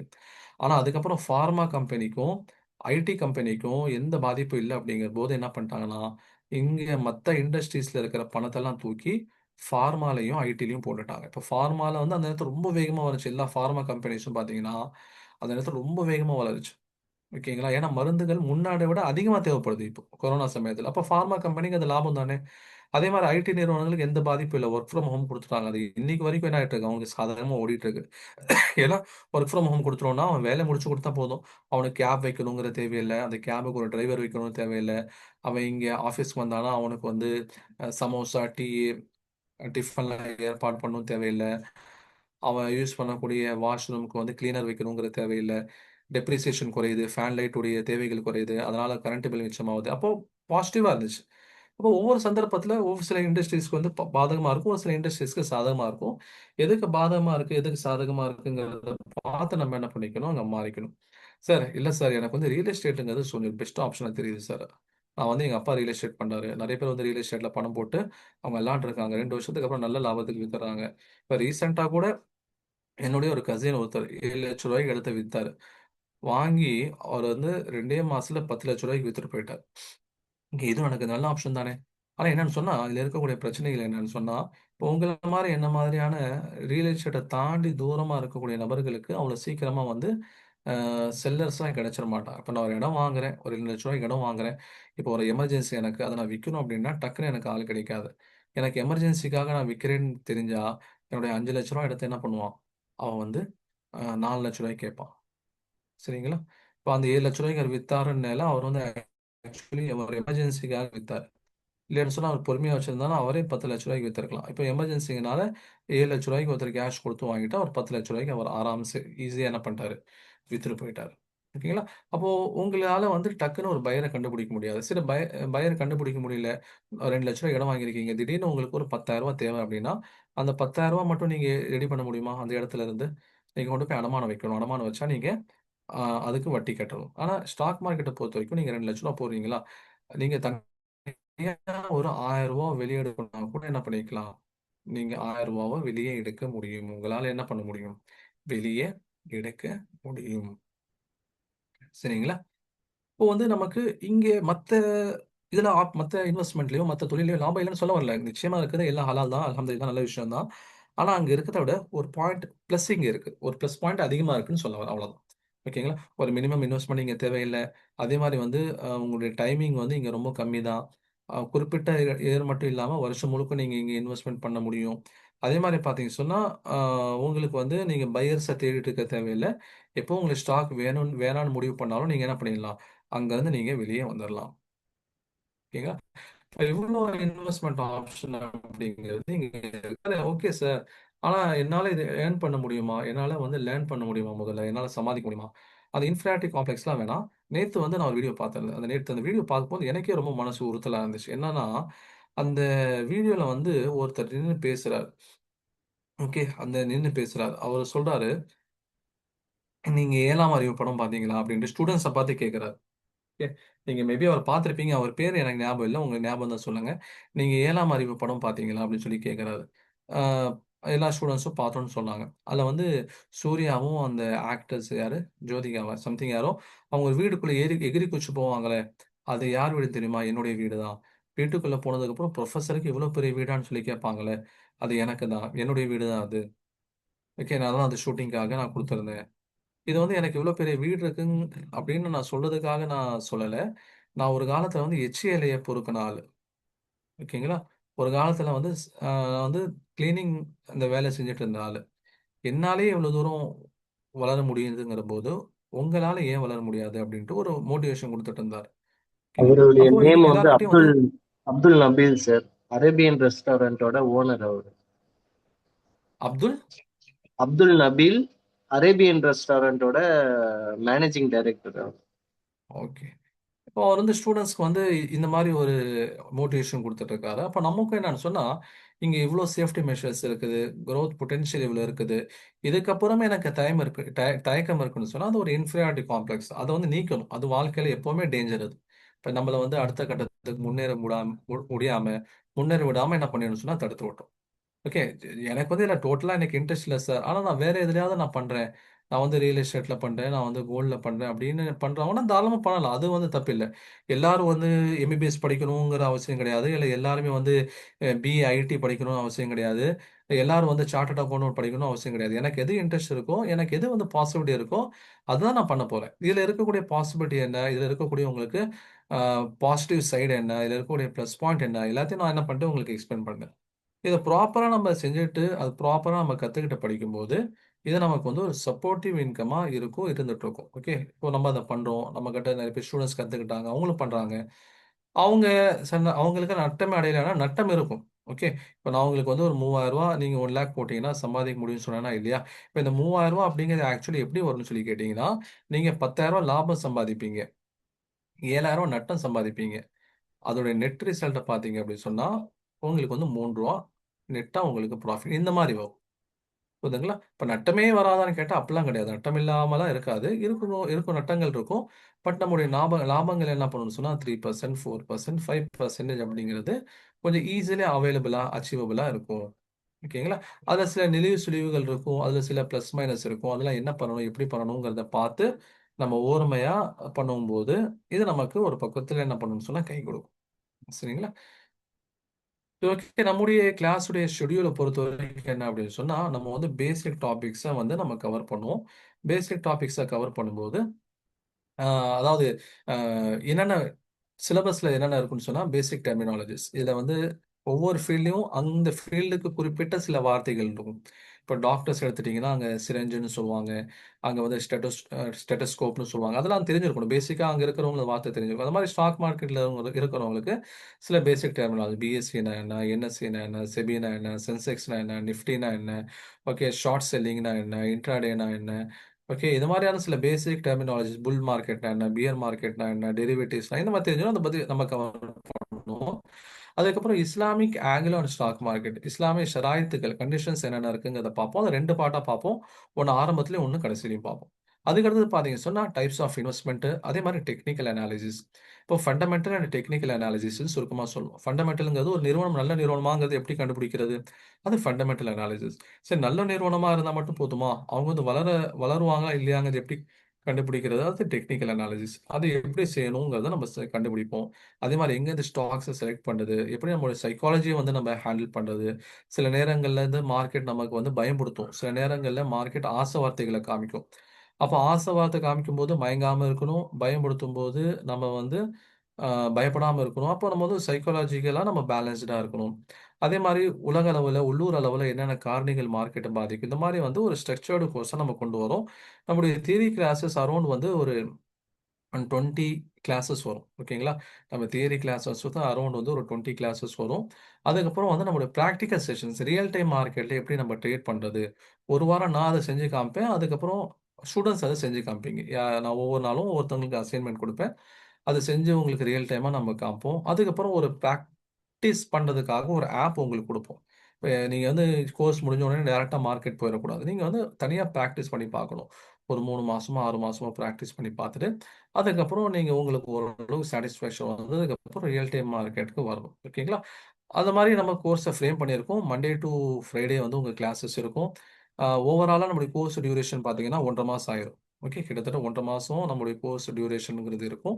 ஆப்வியஸ்லி சில டெக்னிக்கல் கிளிச்சஸ் இருக்கும். இப்போ இந்த மாதிரி வாய்ஸ் பிரேக் ஆகுதுன்னு சொல்றீங்களா, அது இருக்கலாம். அதே மாதிரி வந்து சில சமயங்கள்ல வந்து நெட்டே ஓப்பன் ஆகாம, ஜூமே ஓப்பன் ஆகாம இருக்கும். அந்த மாதிரி சில டெக்னிக்கல் கிளிச்சஸ் அது எல்லா இடத்துலயும் இருக்கிறது தான். அதை தாண்டி மற்றபடி 1 1/2 மாசத்துக்கு வந்து கோர்ஸ் டியூரேஷன்ங்கிறது இருக்கும். அது நீங்க கத்துக்கலாம். அதுக்கப்புறம் உங்களுக்கு இது வந்து ஒரு பேசிக் கோர்ஸ். பேசிக் கோர்ஸ் அப்படிங்கிறது நீங்க கரையில உட்காந்து மீன் பிடிக்கிற மாதிரி. இல்ல சார் எனக்கு ஆழ்கடல்ல போய் மீன் பிடிக்கணும்னா நீங்க அட்வான்ஸ் கோர்ஸ்ல ஜாயின் பண்ணலாம். அட்வான்ஸ் கோர்ஸ் ஜாயின் பண்ணீங்கன்னா இதுல இருந்து அட்வான்ஸ் கான்செப்ட்ஸ் எல்லாத்தையும் நாங்க சொல்லிக் கொடுப்போம். அதுல வந்து முதல்ல பேசிக்ஸ் எல்லாம் கத்துக்கிட்டு அட்வான்ஸ்க்கு வரலாம். ஓகேங்களா? அதே மாதிரி ஒரு நாளைக்கு 1 ஹவர் தான் கிளாஸ் டியூரேஷன் இருக்கும். Around 1 hour. Plus 5 or 10 minutes plus or minus இருக்கும். ஏன்னா வந்து அந்த 1 ஹவர் தான் உங்களால ஃபோக்கஸ்டா இருக்க முடியும். சரிங்களா? அதனால அதனால அந்த 1 ஹவர் தான் உங்களுக்கு டியூரேஷன் டைமை நாங்கள் கொடுத்துருப்போம். உங்களுக்கு என்ன ரெக்குவயர்மெண்ட் வரும்? ஒரு பேசிக் லெவல் அண்டர்ஸ்டாண்டிங் உங்களுக்கு இருந்தால் போதுமானது. இப்போ நாங்கள் வந்து பார்த்தீங்கன்னா சில உலமாக்கள் நம்மக்கிட்ட கிளாஸஸ் அட்டன் பண்ணியிருக்காங்க. இப்போ உலமாக்கலுங்கிறவங்க 8வது 10வது படிச்சிருப்பாங்க. 5வது படிச்ச உலமாக்கெல்லாம் சில பேர் அட்டன் பண்ணாங்க. 5வது படிச்ச ஒருத்தர். அவர்ட்ட நான் கேட்டேன், நீங்க எப்படி வந்து நீங்க புரிஞ்சுக்கிறீங்க? உங்களுக்கு புரியுதான்னு கேட்கும்போது, நான் ஒவ்வொரு வீடியோ நான் 3 தடவ பார்க்குறேன்னு அவர் சொன்னாரு. இல்ல நான் ஒவ்வொரு வீடியோவும் என்ன பண்றேன், நான் 3 தடவ பார்க்குறேன்னு சொல்லி அவர் சொன்னாரு. அதனால வந்து அ அந்த மாரி இருந்து கத்துக்கிறவங்களும் இருப்பாங்க. இப்ப அந்த அளவுக்கு ரொம்ப லோ நாலேட்ஜா யாரும் இருக்க மாட்டீங்கன்னு நெனைக்கிறேன். மேபி எல்லாரும் நீங்க டிகிரி முடிச்சவங்களா தான் இருப்பீங்க. அப்போ உங்களுக்கு ஒரு பேசிக் லெவல் அண்டர்ஸ்டாண்டிங்கிறது இருக்கும். அதுக்கப்புறம் உங்களுடைய இன்ட்ரெஸ்ட், உங்களுடைய ஸ்கில்ஸ் இத பொறுத்து ஒருத்தர் மேல ஒருத்தர் கீழ இந்த மாரி டிராவல் பண்ணிட்டு இருப்பீங்க. ஓகேங்களா? ஓகே. நம்ம கோர்ஸ் பத்தியான ஒரு பேசிக் அறிமுகம் குடுத்தாச்சு. உங்களுக்கு டவுட் ஏதாவது இருந்துச்சுன்னா நீங்க கேட்கலாம். அஸ்ஸலாமு அலைக்கும். சார், ஸ்டூடண்ட்ஸ்க்கு இந்த ஆஃபர் பத்தி நான் இன்ஃபர்மேஷன் குடுத்துர்றேன். ஸோ இந்த பேட்ச் வந்து இந்த 8த் பேட்ச் நம்ம வந்து ஸ்டார்ட் பண்ண போறோம். அது அது வந்து டிசம்பர் லாஸ்ட் மந்த், அதாவது 3rd வீக் அப்படின்னு ஸ்டார்ட் ஆகுற மாரி இருக்கும். ஸோ இது இப்போ நீங்க அட்டெண்ட் பண்ண ஸ்டூடண்ட்ஸ்க்கு வந்து மேனேஜ்மெண்ட்லேருந்து என்ன ஆஃபர் குடுத்துருக்காங்க அப்படின்னா, இது ஆக்சுவலா வந்து 15,000 வொர்த் ஆஃப் கோர்ஸ் இது. ஸோ மார்க்கெட்ல வந்து நெறைய அதிகமா வந்து இத சொல்லிக் குடுக்குறாங்க. ஸோ நம்ம வந்து சைபாட்ரியில பொறுத்தவரைக்கும் எல்லாமே நாமினல் ஃபீஸா தான் எல்லா ட்ரெய்னிங்லயும் இருக்கும். ஓகேங்களா? அதே மாரி ஸ்டாக் மார்க்கெட்டிங்லயும் நாமினலா இருக்கணும் அப்படின்னு சொல்லி, நம்ம வந்து முன்னாடி 5,000 அப்படின்ற மாரி நம்ம ஃபிக்ஸ் பண்ணியிருந்தோம். ஸோ அல்ஹம்துலில்லாஹ் ஒரு 7 பேட்சஸ் வரைக்கும் இந்த அமௌண்ட் நம்ம வச்சிருந்தோம். ஸோ இன்னைக்கு வந்து 8த் பேட்ச் ஜாயின் பண்ண போறவங்களுக்கு இன்னொரு அடிஷனல் ஆஃபரா குடுக்கலாம் அப்படின்னு சொல்லி மேனேஜ்மெண்ட் என்ன சொல்றாங்கன்னா, ஸோ இன்னைக்கு வந்து பேமெண்ட் பண்ணக்கூடியவங்களுக்கு மேற்கொண்டு அடிஷனலா ஒரு 500 வந்து கம்மி பண்ணுங்க அப்படின்ற மாரி இன்ஃபார்ம் பண்ணியிருக்காங்க. ஸோ உங்களுடைய ஃபீஸ் வந்து 5,000 கிடையாது. 4,500 நீங்க பே பண்ணீங்கன்னா போதும். ஓகேங்களா? ஸோ அது வந்து பார்த்தீங்கன்னா, சார் சொன்ன மாரி இது வந்து 1 மாசம், 1 1/2 மாசம் கிட்ட போகும். ஓகேங்களா? Almost 2 weeks theory class, 2 weeks practical class அப்படின்ற மாரி. ஸோ சப்போஸ் வந்து சார் இந்த 1 1/2 மாசத்துல என்னால ஏதாவது ஒரு வீடியோ மிஸ் ஆச்சுன்னா, என்னோட கன்டின்யூட்டி இல்லாம போயிருமே! அப்படின்னு சொல்லி நீங்க ஃபீல் பண்ணீங்கன்னா, உங்களுக்கு அதுக்காகவே நாங்க வந்து ஒரு ரெக்கார்டிங்ஸ் கிளாஸ் மாரி உங்களுக்கு ரெக்கார்டிங் வீடியோஸ் நம்ம குடுத்துருவோம். இன்னைக்கு வந்து இன்னைக்கு நீங்க அட்டெண்ட் பண்ண வீடியோஸ் வந்து சில பேர் பாதியில ஜாயின் பண்ணியிருப்பீங்க. ஓகேங்களா? உங்களுக்கு இந்த வீடியோஸ் பார்க்கணும் அப்டின்னா, உங்களுக்கு சேட்ல வந்து ஒரு WhatsApp குரூப் லிங்க் குடுத்துருப்பேன். அதுல நீங்க ஜாயின் பண்ணிக்கோங்க. இன்னைக்கு வந்து நீங்க பாதியில அட்டெண்ட் பண்ணவங்க, இல்ல ஆல்ரெடி ஃபர்ஸ்ட்டே அட்டெண்ட் பண்ணவங்க, இன்னொரு வாட்டி இந்த வீடியோ பார்க்கணும்னு விருப்பப்பட்டீங்கன்னா, அந்த WhatsApp குரூப்ல மட்டும் இருங்க. இந்த ரெக்கார்டிங் வீடியோ உங்களுக்கு வந்துரும். ஸோ அதே மாரி வந்து நீங்க கோர்ஸ் ஜாயின் பண்ணதுக்கப்புறம் ஏதாவது ஒரு வீடியோ நீங்க கிளாஸ் மிஸ் பண்ணிட்டீங்கன்னா, அதோடைய ரெக்கார்டிங்ஸ் வந்து அன்னைக்கே அப்லோட் பண்ணிருவோம். நீங்க வந்து உங்க ஃப்ரீ டைம்ல அத கோ த்ரூ பண்ணி, நீங்க மறுநாள் கிளாஸ அப்படியே கன்டினியூட்டியோட நீங்க பார்த்துக்கலாம். Okay sir. இந்த ரெக்கார்டிங் கிளாஸ் எத்தன நாள் வேலிடிட்டி அப்படின்னு கேட்டீங்கன்னா, எத்தன நாள் கிடையாதுங்க. இது வந்து 2 வருஷம் வேலிடிட்டியோட நம்ம குடுக்குறோம்.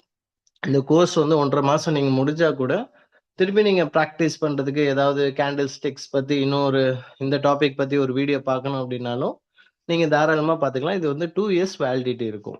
ஓகேங்களா? ஸோ அதுக்கு அடுத்து பேமெண்ட் டீட்டெயில்ஸ் நான் அனுப்பியிருப்பேன். ஸோ யாராவது ஜாயின் பண்றதா இருந்தா இம்மீடியேட்டா ஜாயின் பண்ணுங்க. இன்னைக்கு எப்படி நம்ம 20 பேர் தான் Zoomக்கு அட்டெண்ட் பண்ண முடியும். 20 சீட்ஸ் தான் நம்ம வச்சிருக்கோம்னு சொன்னோம். ஆனா அதுக்கப்புறம் ரெக்வெஸ்ட் பண்ணாங்க. நம்ம 25 ஆக்கணும். ஆனா இப்போ வந்திருக்கிறது வந்து அல்ஹம்துலில்லாஹ் ஒரு 35 பேர் கிட்ட அட்டெண்ட் பண்ணீங்க ஃபைனலா லாஸ்ட் வரைக்கும். ஓகேங்களா? ஸோ இதே மாரி வந்துட்டு நம்ம கோர்ஸ்லயும் வந்து இதே மாரி ஒரு ரெஸ்ட்ரிக்ஷன் வைப்போம். ஏன்னா ஒரு 30 ஸ்டூடண்ட்ஸ் மட்டும் தான் ஒரு பேட்ச் அப்படின்னு சொல்லி. ஏன்னா, அப்பதான் எல்லாத்துக்கும் எங்களால வந்துட்டு பிராக்டிஸ் குடுக்க எங்களால முடியும். அப்புறம் உங்களுக்கும் வந்து ஏதாவது டவுட் கிளாரிஃபிகேஷன்னா எங்களால வந்து ஒரு 30 பேர வந்து நாங்க ஸ்டேபிளா ஹேண்டில் பண்றதுக்கு நாங்க தயாரா இருக்கோம். ஸோ அத தாண்டி வந்து சார் நான் ஆட் பண்ணலாம் நான் ஜாயின் பண்ணலாமா அப்படின்னு ஒரு டைம் தாண்டி கேட்டீங்கன்னா, அதுக்கப்புறம் நீங்க ஜாயின் பண்ண முடியாம போயிரும். ஸோ அதனால ஸ்டூடண்ட்ஸ் யாரு விருப்பமா இருக்கோ, நீங்க வந்து பே பண்ணிக்கலாம். ஸோ அதுல நீங்க 5000 பே பண்ண தேவையில்ல. நீங்க வந்து 4500 பே பண்ணீங்கன்னா போதும். ஸோ உங்களுக்கான அந்த ப்ரோமோ கோட் நான் லிஸ்ட் அவுட் அந்த சேட்ல குடுக்குறேன். அந்த ப்ரோமோ கோட வச்சு எனக்கு சேட்ல வந்துட்டு நீங்க அந்த ப்ரோமோ கோட அனுப்பிட்டு, பேமெண்ட் பண்ணதுக்கப்புறம் எனக்கு அந்த ஸ்கிரீன்ஷாட்ட அனுப்புங்க. ஸ்கிரீன்ஷாட் அனுப்புனதுக்கப்புறம் என்ன பண்ணுவோம் அப்படின்னு பார்த்தீங்கன்னா, உங்கள ஒரு செப்பரேட் வாட்ஸ்அப் குரூப்ல ஆட் பண்ணுவோம். அந்த குரூப்ல ட்ரெய்னரும் இருப்பாரு. ஸோ கிளாஸ் நடக்கிறப்போ கிளாஸோடைய Zoom லிங்க் அதுல தான் வரும். கிளாஸ் சார்ந்து ஏதாவது டிஸ்கஷன் அதுல தான் வரும். ஓகேங்களா? ஸோ ரெக்கார்டிங்ஸ் அப்டேட்ஸ் அதுல தான் வரும். ஸோ அதனால வந்துட்டு பே பண்ணவங்க உங்களுடைய ஸ்கிரீன்ஷாட்டும், உங்களுடைய உங்களுக்கு ஒரு ரிஜிஸ்ட்ரேஷன் ஐடி கூட நாங்க ஜெனரேட் பண்ணி குடுத்துருவோம். சரிங்களா? அந்த ரிஜிஸ்ட்ரேஷன் ஐடி எதுக்காக அப்படின்னு பார்த்தீங்கன்னா, இந்த 2 வருஷத்துல நீங்க ஏதாவது ஒரு நாள் ஃபோனு வந்து கரப்ட் ஆயிரும். இல்ல திருப்பி உங்களுக்கு அந்த ரெக்கார்டிங்ஸ் வேணும் அப்படின்னா, நீங்க அந்த ரிஜிஸ்ட்ரேஷன் ஐடி குடுத்தீங்கன்னா, நம்ம டீம் வந்து உங்களுக்கு ரெக்கவர் பண்ணி குடுத்துருவாங்க. அதே மாரி ட்ரெய்னருடைய சப்போர்ட் கிடைக்குமா அப்படின்னு கேட்கிறீங்க. ட்ரெய்னர் வந்து குரூப்ல இருப்பாங்க. ஸோ இதுவரைக்கும் ஒரு 7 மாசம் முன்னாடி ஸ்டார்ட் பண்ண ஃபர்ஸ்ட் பேட்ச்ல கூட இன்னும் டவுட் கேட்டுட்டு தான் இருக்காங்க. ஸோ நம்ம ட்ரெய்னர் வந்து அதுக்கு ரிப்ளை குடுத்துட்டு தான் இருக்காரு. ஸோ அதனால மென்டார் சப்போர்ட் வந்து வாட்ஸ்அப் குரூப்ல கண்டிப்பா இருக்கும் உங்களுக்கு.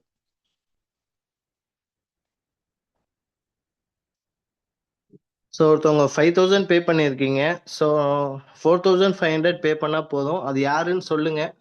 ஸோ உங்களுடைய நேம் நான் வந்து என்ரோல் பண்ணிக்கிறேன். அதுக்கப்புறம் உங்களுக்கு ரிட்டர்ன் 500 அனுப்பி விட்டுருவேன் நான்.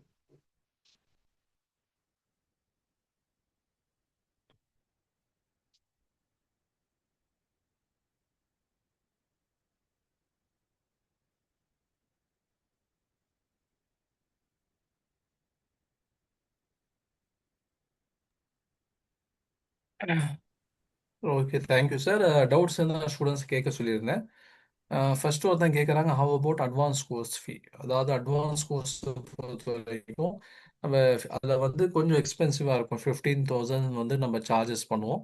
இப்போ இன்கேஸ் நீங்கள் பேசிக் நீங்கள் கோர்ஸ் அட்டன் பண்ணிவிட்டு நீங்கள் அட்வான்ஸில் ஜாயின் பண்ணீங்கன்னா, இப்போ பேசிக் கோர்ஸில் வந்து நீங்கள் ஒரு 4500 ஃபீ பே பண்ணியிருக்கீங்கன்னா, அதை கழிச்சிட்டு மீதி பே பண்ணால் போதும்.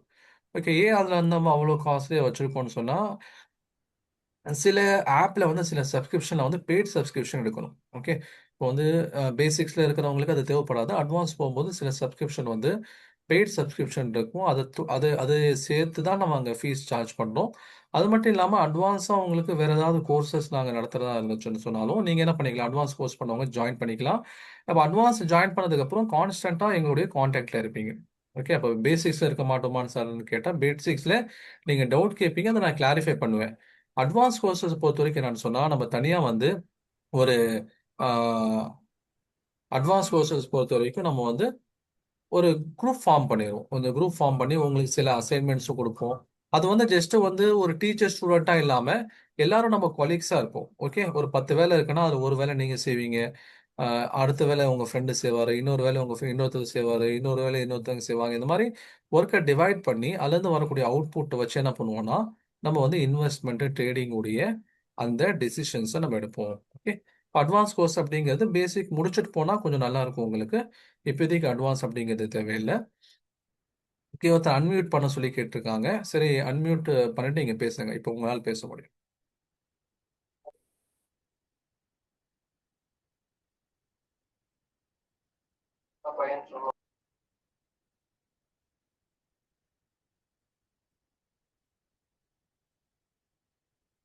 சரியா ஸ்கில்லிங் மெத்தடை பொறுத்தவரைக்கும் நான் சொன்னேனா இல்லையா, 2 கிளாஸஸ் நாங்கள் வைப்போம். 2 கிளாஸஸ்ல ஒரு கிளாஸ்ல வந்து என்னென்ன கண்டிஷன்ஸ் இருக்கு அப்படிங்கிறத சொல்லிக் கொடுப்போம். 2வது கிளாஸ்ல அதை எப்படி பார்த்து அதை ரிஃபைன் பண்ணி நம்ம வெளியெடுக்கணும் அப்படிங்கிறதும் உங்களுக்கு நம்ம சொல்லிக் கொடுப்போம். அது நம்முடைய பேட்சஸ்ல அது ரெகுலரா நடக்கும் இன்ஷா அல்லாஹ். அஸ்ஸலாமு அலைக்கும் சார். ஆக்சுவலாக நான் வந்து அலைஹிஸ்ஸலாம். ஃபாரின்ல இருக்கேன், சவுதியில் இருக்கேன். எனக்கான டைமிங்ஸும் அங்கே உள்ள டைமிங்ஸும் சப்போஸ் இஃப் நான் கிளாஸ் ஜாயின் பண்ணேன் அப்படின்னா ஆஹ், அது எப்படி நான் மேட்ச் பண்ணுறது, இல்லை அது எனக்கு பாசிபிளாக இருக்குமா அப்படின்றது தெரிஞ்சுக்கணும். அதாவது சவுதி இதுக்கு முன்னாடி இருக்கக்கூடிய பேச்சஸ்லயும் நிறைய சவுதில இருந்து ஸ்டூடெண்ட்ஸ் ஜாயின் பண்ணியிருக்காங்க. கல்ஃப்ல இருந்து நிறைய ஸ்டூடெண்ட் ஜாயின் பண்ணாங்க. நீங்க கேட்ட ஓகே. அதே கொஸ்டின்ஸ் அவங்க கேட்டிருந்தாங்க. இப்போ உதாரணமா இங்க 7 மணி கிளாஸ் ஆரம்பிக்கிறவங்க 4:30 மணி இருக்கும். அப்போ அட்டன் பண்றது கொஞ்சம் சிரமமாயிருமே அப்படின்னு சொல்லி கேட்டா அவங்களுக்கு நாங்க என்ன ஆப்ஷன் சொன்னோம், ரெக்கார்டிங்ஸ் பாருங்க. நீங்க வந்து ரெக்கார்டிங்ஸ் ம் வந்து அந்த ஆப்ல உங்களை ஜாயின் பண்ணதுக்கு அப்புறம் ரெக்கார்டிங்ஸ் நீங்க பார்க்கலாம். அந்த ரெக்கார்டிங்ஸ்ல உங்களுக்கு ஏதாவது டவுட் வந்துச்சுன்னா நீங்க வாட்ஸ்அப்ல என்கிட்ட நீங்க கேட்டுக்கலாம். தனியாகவும் கேட்டுக்கலாம், குரூப்லயும் கேட்டுக்கலாம். அப்படின்ட்டு இது வரைக்கும் நாங்கள் கைட் ம் கொடுத்துட்டு இருந்தோம். அந்த மாதிரி தான் ஃபாரின்ல இருந்து அட்டன் பண்ண ஸ்டூடெண்ட்ஸ்லாம் அந்த மாதிரி அட்டன் பண்ணாங்க. Okay sir. அடுத்து இன்னொன்று என்ன டவுட்னா, இப் சப்போஸ் நீங்கள் இதில் நீங்கள் என்ன சொன்னீங்க அப்படின்னா, இப்போ 1 lakh இன்வெஸ்ட்மெண்ட் பண்ணோம் அப்படின்னா மினிமம் ஒரு 3,000 ஆச்சு நம்ம எடுக்கலாம் அப்படின்ற மாதிரி நீங்கள் சொல்லியிருந்தீங்க, வித் ப்ராஃபிட் அண்ட் லாஸோட. நான் ம் என்ன, ஆக்சுவலி இதுக்கு முன்னாடி நான் ம் ஒரு கிளாஸ் அட்டன் பண்ணியிருந்தேன். பட் அது வேற ஒரு இதில் அட்டன் பண்ணியிருந்தேன். பட் அவங்க அவங்கள்ட்ட அட்டன் பண்ணிட்டு உங்களோட இந்த டீட்டெயில்ஸ் எல்லாமே பார்த்தப்ப இது எனக்குமே இஸ்லாம் முறைப்படி ட்ரேட் பண்ணணும் அப்படின்ற அந்த ஒரு மைண்ட் செட் இருந்துச்சு. பட் நான் ம் அதனால தான் இந்த ட்ரைனிங்கே வந்தேன் ஆக்சுவலா. பட் அதுல வந்து நீங்க சொன்ன மாதிரி எஃப் அண்ட் ஓகே. வச்சு நம்ம இன்வெஸ்ட்மெண்ட் பண்ணி நம்ம சம்பாதிக்கும் போது கொஞ்சம் ஹியூஜா வந்து சம்பாதிக்கிற மாதிரி வந்து அதுல சொல்லியிருந்தாங்க. அதுல எல்லாமே அப்படிதான் காட்டியிருந்தாங்க. பட் என்னோட பிளான்ல என்ன வச்சிருந்தேன் அப்படின்னா, சப்போஸ் எனக்கு இன்னும் ஒரு 1 இயர் வரைக்கும் இருக்கலாம், அதுக்கப்புறம் ஊருக்கு போய்க்கலாம். இந்த மாதிரி வந்து ஸ்டாக் மார்க்கெட்ல வந்து ஒரு சைடா வச்சுட்டு நம்ம இன்கம் ஜென்ரேட் பண்ணிட்டு நம்ம அடுத்து சைட் பை சைடு வந்து நம்ம வேலை எதுவும் பார்த்துக்கலாம் அப்படின்ற மாதிரி இருந்தேன். ஆக்சுவலா இப்படி நீங்க சொல்ற அப்படி அந்த லோ இன்கம் அப்படின்றதுனால சப்போஸ் ஃபுல் டைமா நம்ம பண்ணா கூட இதுல வந்து இன்கம் வந்து எவ்வளவு ஜென்ரேட் பண்ண முடியும், நம்ம ஆக்சுவலா ஃபுல் டைமா இருந்து பண்ணணும் அப்படின்ற ஒரு பாசிபிலிட்டி இருந்துச்சுன்னா எவ்வளவு ஜென்ரேட் பண்ணிக்கலாம் நம்ம அப்படின்றது எனக்கு ஒரு கொஸ்டினா இருக்கு. அதாவது ஆஹ், நான் வந்து 3%, 4%, 5% சொன்னது எல்லாரும் வந்து ஈக்குவலாக சம்பாதிக்க முடியாது. அந்த திறமைகள் மாறுபடும். அது மனிதனுக்கு மனிதன் மாறுபடும். நான் வந்து சொல்றது ஜென்ரலா ஒருத்தர் வந்து குறைஞ்சபட்சம் 3, 4 அல்லது 5% வரைக்கும் சம்பாதிக்க முடியும். அது அடுத்தது உங்களுக்கு எக்ஸ்பீரியன்ஸ் அதிகமாக அதிகமாக உங்களுக்கு அது 6, 7, 8ன்னு கூட என்ன பண்ணலாம், உங்களுக்கு வளரலாம். அது ஒவ்வொருத்தவங்களுடைய ஸ்கில்ஸை வந்து டிபெண்ட் பண்ணியிருக்குது. இப்போ ஃபுல் டைம் நீங்க வந்து இதில் உட்காரணும் அப்படின்னா நம்ம ஜென்ரலா வந்து இதுல வரக்கூடிய ரிட்டர்ன்ஸ் வந்து பணமா சொல்றது இல்ல, பெர்சன்டேஜா தான் சொல்றது. 3%, ஒரு 5% வச்சுக்கோங்களேன். இப்ப 5% தான் 1 லேக்குக்கு 5% 5,000 ரூபாய். அதை வச்சு ஒருத்தரால வந்து என்ன பண்ண முடியாது, சர்வை பண்ண முடியாது. ஆனா ஒருத்தர் 5 லட்சம் ரூபாய் போறாரு, அப்ப 25,000 ஒரு கிடைக்குதா, அப்ப அது வந்து ஒரு ஸ்டாண்டர்டான இன்கம் என்ன ஆயிரும், கன்வெர்ட் ஆயிரும். ஆமா. புரியுதுங்களா? ம் ம் ம் அப்ப நம்ம என்ன பண்ண முடியும் சொன்னா, இப்ப நீங்க எப்படி ஊருக்கு வந்தாலுமே கூட இதுல வந்து ஒரு ஒரு ஒர்க்குக்கு போறீங்க. அந்த ஒர்க்கை தாண்டி இது ஒரு பார்ட் டைம் இன்கம் உங்களால இது ஜென்ரேட் பண்ண முடியுமான்னு கேட்டா முடியும். இப்ப நானே பாத்தீங்கன்னா இப்போ வந்து இது ஃபுல் டைமா ஆப்ஷனும் இருக்கு. எனக்கு வந்து மத்த கமிட்மெண்ட்ஸும் இருக்குது. ஆக்சுவலா நான் வந்து இன்னும் கொஞ்ச காலங்கள்ல நான் மலேசியாவுக்கு போறேன் பிஹெச்டி பண்றதுக்கு. ஆனா வந்து அங்க ஓகே. போனாலும் நான் என்னால ஸ்டாக் மார்க்கெட் கிளாஸஸ் எடுக்க முடியும். ஸ்டாக் மார்க்கெட்டும் பண்ண முடியும். எந்த ம் அளவுக்குன்னா நான் ஒரு சத்த உம்ராக்கு வந்திருந்தேன். உம்ரால கூட என்னால ஸ்டாக் மார்க்கெட்ல ஏர்ன் பண்ண முடிஞ்சுச்சு. ஓகே. ஏன்னா ஓகே. வந்து மார்னிங் 9 o'clock வந்து அங்க நமக்கு அங்க சுபுஹ் சாயங்காலம் 6 மணினா இங்க 9:30 ஆயிரும். அப்போ மார்க்கெட் ஓப்பன் ம், ஆயிரும். அதான் ஹாஃப் அன் ஹவர்ல ரிசர்ச் பண்ணிட்டு நம்ம தூங்கிடுவோம். அதுக்கப்புறம் லோக்கு ம், எந்திரிக்கணும்னு சொன்னா இங்க 3 மணி இருக்கும். அப்போ வந்து பையிங் செல்லிங் பண்ணிட்டு அதுக்கப்புறம் அமல்ல ஃபோக்கஸ் பண்ணுவோம். நைட் ஃபுல்லா அமல்ல இருப்போம். அந்த மாதிரி எல்லா இடங்களையும் ம், உங்களுக்கு பாசிபிலிட்டி இருக்கு. இனிஷியலா நீங்க இது வந்து ஒரு சைடு இன்கமா ரெடி பண்ணிட்டு ஃபுல் டைம் இன்கமா பண்ணணும் அப்படிங்கிற போது நிறைய நீங்க நாலேஜ் கெயின் பண்ணணும். நிறைய நீங்க அட்வான்ஸ் ஆ, கோர்சஸ் தாண்டி ம், அதுக்கப்புறம் ம், வந்து என்னென்ன அப்டேட்டடா இருக்கோ அது எல்லாத்தையும் வச்சுக்கிட்டு தான் நீங்க வந்து ஃபுல் டைம் அதில் உட்காந்தீங்கன்னா உங்களுக்கு பிரயோஜனமா இருக்கும். பட் இப்போதைக்கு வந்து ம், நீங்க ஒரு அடிஷனல் இன்கமா அதை சம்பாதிக்கிறதுக்கு நீங்க பிராக்டிஸ் பண்ணிட்டே இருங்க. ஒரு கட்டத்துல உங்களுக்கு வந்து அப்படியே டே பை டே உங்களுக்கு நாலேஜ் கெயின் ஆகிட்டே போக போக போக போக உங்களுக்கு வந்து இதுல ஒரு கான்ஃபிடன்ஸ் ம், வரும். ஒரு கட்டத்துல நீங்க ஃபுல் டைமா கன்வெர்ட் ஆனா ம், கூட கன்வெர்ட் ஆகிக்கலாம். அத ஃபுல் டைம் கன்வெர்ட் பண்ணணும் அப்படின்னா நீங்க சொல்ற மாதிரி அட்வான்ஸ் கிளாஸஸ் கம்ப்ளீட் பண்ணாதான் முடியுமா? ஆமா, நம்ம நாலேஜ் வந்து அந்த அளவுக்கு நம்ம கெயின் பண்ணி வச்சுக்கிட்டாதான் நம்மளால ஃபுல் டைம் ம், உட்காந்து நம்ம எதுவும் பண்ண முடியும், பார்க்க முடியும். இப்போ இருக்கிற மெத்தட் படி நீங்க 1 ஹவர் ரிசர்ச் பண்ணி பையிங் செல்லிங் பண்ணிட்டு வேற வேலையை பார்க்கலாம். ஃபுல் டைமா நான் உட்காரேன் ஓகே. அப்படிங்கும்போது அதுக்கேற்ற நாலேஜ் வந்து நான் கெயின் பண்ணிக்கிட்டு நான் உட்காந்தா எனக்கு வந்து அது கம்ஃபர்டபுளா இருக்கும். ஒரு ம், ஸ்டாண்டர்டான இன்கம் எனக்கு அதுல இருந்து கிடைக்கும். ம், okay okay okay okay sir. Okay. இப்போ தேங்க்யூ நீங்க சார். சொன்னீங்க இதுக்கு முன்னாடி ஒரு இடத்துல அட்டன் பண்ணீங்க. அதுல வந்து எஃப் அண்ட் பத்தியும் சொன்னாங்க நீங்க. வேற என்ன சொன்னாங்க நீங்க? இன்கம் வந்து ஆக்சுவலா அது ஃபுல் கிளாஸுமே நான் அட்டன் ஆக்சுவலா ஆப்ஷன்ஸ்ல வந்து நான் வந்து வெளியே வந்துட்டேன் ஆக்சுவலா. ஏன்னா அப்பதான் உங்களோட வீடியோஸ் பார்த்தேன். ஸோ பார்த்தப்ப ஓகே. அது வந்து என்கிட்ட இன்னும் ரெக்கார்டிங்ஸ் இருக்குது. பட் நான் இன்னும் அதை ஃபுல்லா பார்க்க கிடையாது ஆப்ஷன்ஸ். But okay. எனக்கு ஆனா எனக்கு ஓரளவுக்கு அதோட டீட்டெயில்ஸ் வந்து புரிஞ்சுக்க முடிஞ்சிச்சு எஃப் அண்ட் ஓ ஓகே. பண்றப்ப. But okay. அடுத்து வேற இதுல இன்கம் பண்ணலாம் அப்படின்றது வந்து நான் அந்த எப்படின்னா எனக்குமே இந்த கிளாஸஸ் வந்து அட்டன் பண்றதுல எனக்கு டைமிங்ஸ் இஷ்யூஸ் இருந்துகிட்டே இருந்துச்சு. ஸோ பட் ஃபைனலாக அந்த எஃப் அண்ட் ஓ வர்றப்ப நான் வெளியே வந்துட்டேன். அப்பதான் உங்க ஓகே. வீடியோஸ் பார்த்துருந்தேன். சரி உங்களோட இதுவும் அட்டன் பண்ணணும்னு நான் நினைச்சிட்டே இருந்தேன். பட் எனக்கு டைமிங்ஸ் கிடைக்கவே இல்லை. இன்னைக்கு தான் கிடைச்சிச்சு. சரி அதனால சரி என்னன்னு சொல்லி கேட்போம்னு சொல்லிட்டு தான் உள்ள வந்தேன். Okay. Okay G. Okay. Thank you. ஆனா மெயினா அவங்க வந்து ஃபோக்கஸ் பண்ணது வந்து எஃப் அண்ட் ஓ அடுத்து எல்லாமே சொன்னாங்க. அந்த ஸ்விங் ட்ரேடிங் நம்ம வீக்லி டெய்லி இன்ட்ராடே எல்லாமே சொல்ல தான் செஞ்சாங்க. பட் லாஸ்டா நான் எஃப் அண்ட் ஓல வந்து நான் வெளியே வந்துட்டேன். Okay. Okay. Okay G. Okay. Thank you சரி சார். சார். சார் இப்போ அதுக்கடுத்து பே ஒரு 3 ஸ்டூடெண்ட்ஸ் பேமெண்ட் பண்ணியிருக்கீங்க. ஸோ மற்ற ஸ்டூடெண்ட்ஸ் இன்ட்ரெஸ்டடாக இருக்கிறவங்க இந்த ஆஃபரை வந்து கிளைம் பண்ணி நீங்கள் பே பண்ணிக்கலாம். உங்களுக்கு ஆஃபர் கோடும் நான் சேட்டில் கொடுத்துருக்கேன். ஸோ பே பண்ணவங்களுக்கு நாங்கள் இன்னொரு ஆப்ஷன் என்ன பண்ணுறோம் அப்படின்னா வரக்கூடிய நெக்ஸ்ட் வீக்கில் இந்த இஸ்லாமிக் பிரின்சிபல்ஸில் ஸ்டாக் மார்க்கெட்டிங் பற்றின டாபிக்ஸ் வந்து இதே மாதிரி ஒரு 2 ஹவர்ஸ் நடக்க இருக்கு. ஓகேங்களா? ஸோ அதுவும் வந்து பே பண்ண ஸ்டூடெண்ட்ஸ்க்கு நம்ம செப்பரேட்டாக வைப்போம். அதை தாண்டி அதுக்கப்புறம் 3rd week December 3rd week இல்லைன்னா 4th வீக் ஸ்டார்டிங்ல நம்மளுடைய அஃபிஷியல் 8th பேட்ச் ஸ்டார்ட் ஆக இருக்கு. ஓகேங்களா? ஸோ அதுக்கு பிஃபோரா நீங்க பேமெண்ட் பண்ணிட்டு உங்களுடைய ரெக்கார்டிங்ஸோட உங்க ஃபோன்லயே இன்ஸ்டால் பண்ணி கொடுத்துருவோம் அந்த அப்ளிகேஷன். ஸோ அதனால பே பண்ணவங்க வந்துட்டு இமீடியட்டா உங்களுடைய ஸ்கிரீன்ஷாட் உங்களுடைய ஃபுல் நேமே எனக்கு அனுப்பி கொடுங்க. உங்களை ஒரு குரூப்ல ஆட் பண்ணிடுவோம். ஓகேங்களா? ஸோ கிளாஸுக்கு பிஃபோராவே உங்களை எல்லாமே வந்து ரெடி பண்ணி வச்சுக்கலாம் நம்ம. So next week if possible நம்ம வந்து பே பண்ணவங்களுக்கு Islamic principle of stock marketing வந்து ஒரு இதே மாதிரி ஒரு 2 ஹவர்ஸ் எடுப்போம். அது முடிச்சதுக்கு பிறகு அடுத்த வாரத்துல அதாவது இந்த இஸ்லாமிக் பிரின்சிபல் கிளாஸ் முடிஞ்ச அடுத்த வாரம் நம்ம இந்த கோர்ஸ் பேட்ச் வந்து நம்ம ஸ்டார்ட் பண்ண இருக்கோம். ஸோ இப்போ இன்னொரு ஆள் பே பண்ணியிருக்கீங்க. ஸோ பே பண்ணிட்டு அமைதியா இருக்காதீங்க. எனக்கு தெரியாது. ஸோ யாரு பேமெண்ட் பண்ணியிருக்கீங்களோ எனக்கு வந்து ஸ்கிரீன்ஷாட்டும் உங்களுடைய ஃபுல் நேம் அனுப்புங்க. ஸோ அட்வான்ஸ் கோர்ஸ் பத்தின டாபிக்ஸ் கேட்டிருக்கீங்க. நான் அத வந்து இப்போ டிஸ்ப்ளே ஷேர் ஸ்கிரீன் பண்ணியிருக்கேன். ஸோ நீங்க பார்க்கலாம். இது வந்து அட்வான்ஸ் டாபிக். ஓகேங்களா?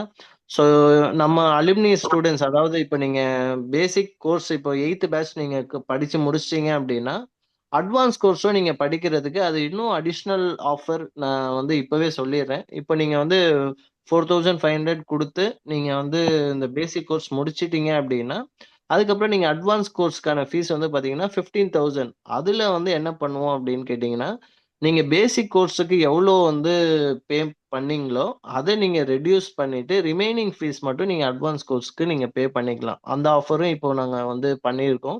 ஸோ அட்வான்ஸ் லெவல் பேட்ச் வந்து இப்போதைக்கு போயிட்டு இருக்கு. ஸோ உங்கள்ல யாராவது வந்துட்டு இல்ல எனக்கு பேசிக் தெரியுது சார், எனக்கு அட்வான்ஸ் தெரியணும் அப்படின்னாலும் என்ன ரீச் பண்ணிக்கோங்க. ஓகேங்களா? நான் உங்களோட அட்வான்ஸ் குரூப்ல வந்துட்டு நம்ம வந்து ஆட் பண்ணிருவோம். உங்களுக்கு அதுக்கு அடுத்து நெக்ஸ்ட் பேட்ச் எப்போவோ நான் உங்களுக்கு இன்டிமேட் பண்ணிருவேன் நானு. ஸோ பேமெண்ட் பண்ணவங்க மட்டும் எனக்கு ஸ்கிரீன்ஷாட்டும் உங்களுடைய ஃபுல் நேம் எனக்கு அனுப்பி குடுங்க. ஆஃபர் கோடு வந்து 8STK25. ஸோ ஷர்ஃபுதீன் பாய், நீங்க வந்து எனக்கு வாட்ஸ்அப்ல மெசேஜ் பண்ணுங்க. ஸோ என்னுடைய கான்டாக்ட் நம்பரும் அந்த மெசேஜ்ல குடுத்திருப்பேன். நான் அது எப்போ ஸ்டார்ட் ஆகுது அட்வான்ஸ் கோர்ஸ் அப்படின்றத உங்களுக்கு இன்ஃபார்ம் பண்றேன் நான்.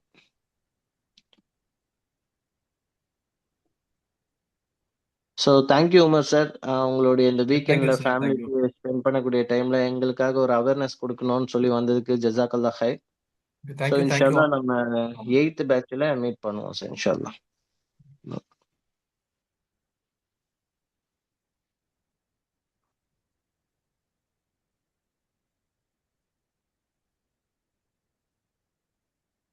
Class so final. அவ்வளவுதான், ஃபினிஷ் பண்ணிக்கலாமா? ஆமா சார். ஆமா, கிளாஸ் அவ்வளவுதான் சார், முடிஞ்சிருச்சு. சப்போஸ் இந்த வீடியோஸ் உங்களுக்கு பார்க்கணும் அப்படின்னா இந்த வாட்ஸ்அப் குரூப் லிங்க் நான் இப்ப அனுப்புறேன் பாருங்க. ஸோ அதுல நீங்க கிளிக் பண்ணி ஜாயின் பண்ணிக்கோங்க சார். Okay okay sir. இப்போ எனக்கு இன்னும் ஒரே ஒரு டவுட் மட்டும் கிளியர் பண்ணிருங்களேன். சப்போஸ் சொல்லுங்க. இப்போ இப்போ லைவ் மார்க்கெட் வந்து அவங்க இப்போ ட்ரைனிங் கொடுக்குறேன்னு சொல்லியிருந்தாங்கல்ல. ஆமா ஆமா.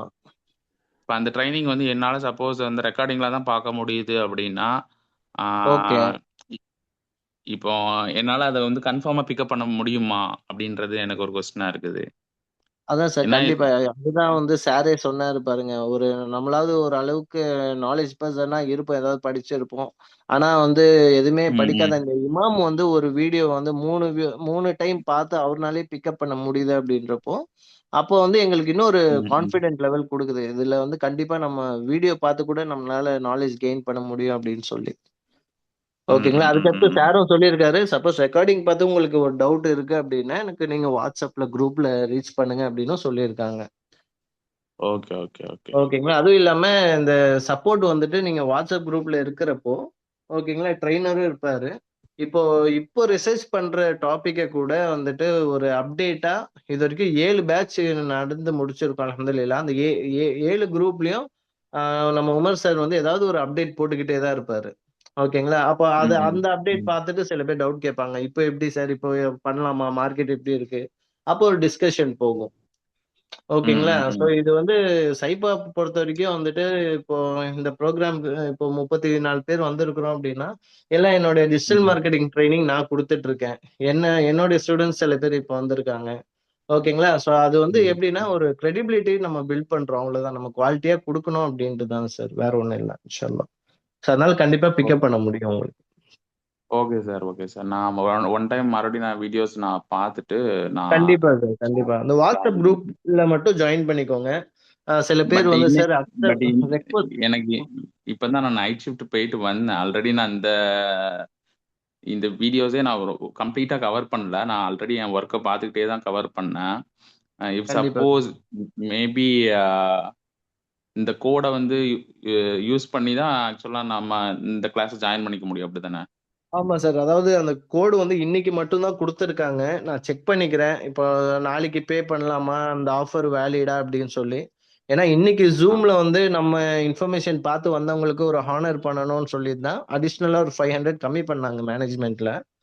ஓகேங்களா? ஓகே ஸோ அது வந்து இப்போ நாளைக்கு இது பண்றேன் அப்படின்னா, அது வந்து இருக்கு அவைலபிளான்னு நான் கேட்டு உங்களுக்கு சொல்றேன் சார். எதா இருந்தா எனக்கு வாட்ஸ்அப்ல ரீச் பண்ணுங்க. Okay sir, okay sir. Because நான் இப்போ நைட் ஷிஃப்ட் போயிட்டு வந்து சப்போஸ் சாப்பிட்டு படுத்துருவேன். எந்திரிச்சு ஓகே, கிளாஸ் ஓகே சார். மறுபடியும் நான் திருப்பி பார்க்குறப்ப இந்தியா டைம் வந்து 9:30 ரீச் ஆயிட்டு அப்படின்னா, இங்கே சவுதி டைம் 9:30 ரீச் ஆயிட்டுனா இந்தியாவில் வந்து 12 o'clock ஆயிரும். ஸோ அதுக்கு முன்னாடி ஆமாம். பார்த்துட்டேன்னா கன்ஃபார்மாக நான் பே சரிங்க சார். பண்ணிடுறேன். கண்டிப்பா. அப்படி கண்டிப்பா, இல்லைன்னா கண்டிப்பா நான் சார். உங்களுக்கு டெக்ஸ்ட் பண்றேன் என்னன்றத. Okay sir. எதா இருந்தா எனக்கு இன்ஃபார்ம் பண்ணுங்க. Okay okay sir. Okay okay sir, ஜஸாக்கல்லாஹ். தேங்க்யூ. ம், சரி சார். ஸோ இந்த 2 ஹவர்ஸ் ஃப்ரீ ட்ரெய்னிங் வந்து உங்களுக்கு ஓரளவுக்கு ஓகே ஒரு புரிதல் குடுத்துருக்கு. உங்க டைம் வந்து நாங்க வேஸ்ட் பண்ணல. நல்ல ப்ராஃபிட்டா தான் உங்களுக்கு குடுத்துருக்கோம் அப்படின்னு நீங்க ஃபீல் பண்ணீங்கன்னா, ஒரே ஒரு ஹானர் மட்டும் எனக்கு நீங்க ரிட்டர்ன் பண்ணுங்க. Googleல போய் சைபா ட்ரீ அப்படின்னு சொல்லி நீங்க டைப் பண்ணீங்கன்னா, அதுல வந்து ம், என்னோட கம்பெனி ரிவ்யூஸ் நீங்க குடுக்கலாம். ஸோ இந்த மாதிரி இன்னைக்கு 2 ஹவர்ஸ் ஸ்டாக் மார்க்கெட்டிங் அட்டன் பண்ணேன், நல்லா இருந்தது, நல்ல நாலேஜாக இருந்ததுன்னு ஒரு ரிவ்யூஸ் கொடுத்தீங்க அப்படின்னா அது இங்கே இன்னும் எங்களுக்கு வந்து ஒரு பூஸ்டப் கொடுக்கும். பரவாயில்ல, நிறைய பேருக்கு நம்ம வந்து குவாலிட்டி ஏதோ கொடுக்க முடியுதுன்னு சொல்லி நாங்கள் வந்து நம்புவோம். ஸோ அதுக்கு யாராவது டைம் இருந்துச்சுன்னா நீங்கள் கொடுக்கலாம். ஸோ அது எங்களுக்கு ரொம்ப பெரிய ஹெல்ப்பாக இருக்கும். ஜஸாக்கல்லாஹ். Okay sir. Okay sir. Thank you.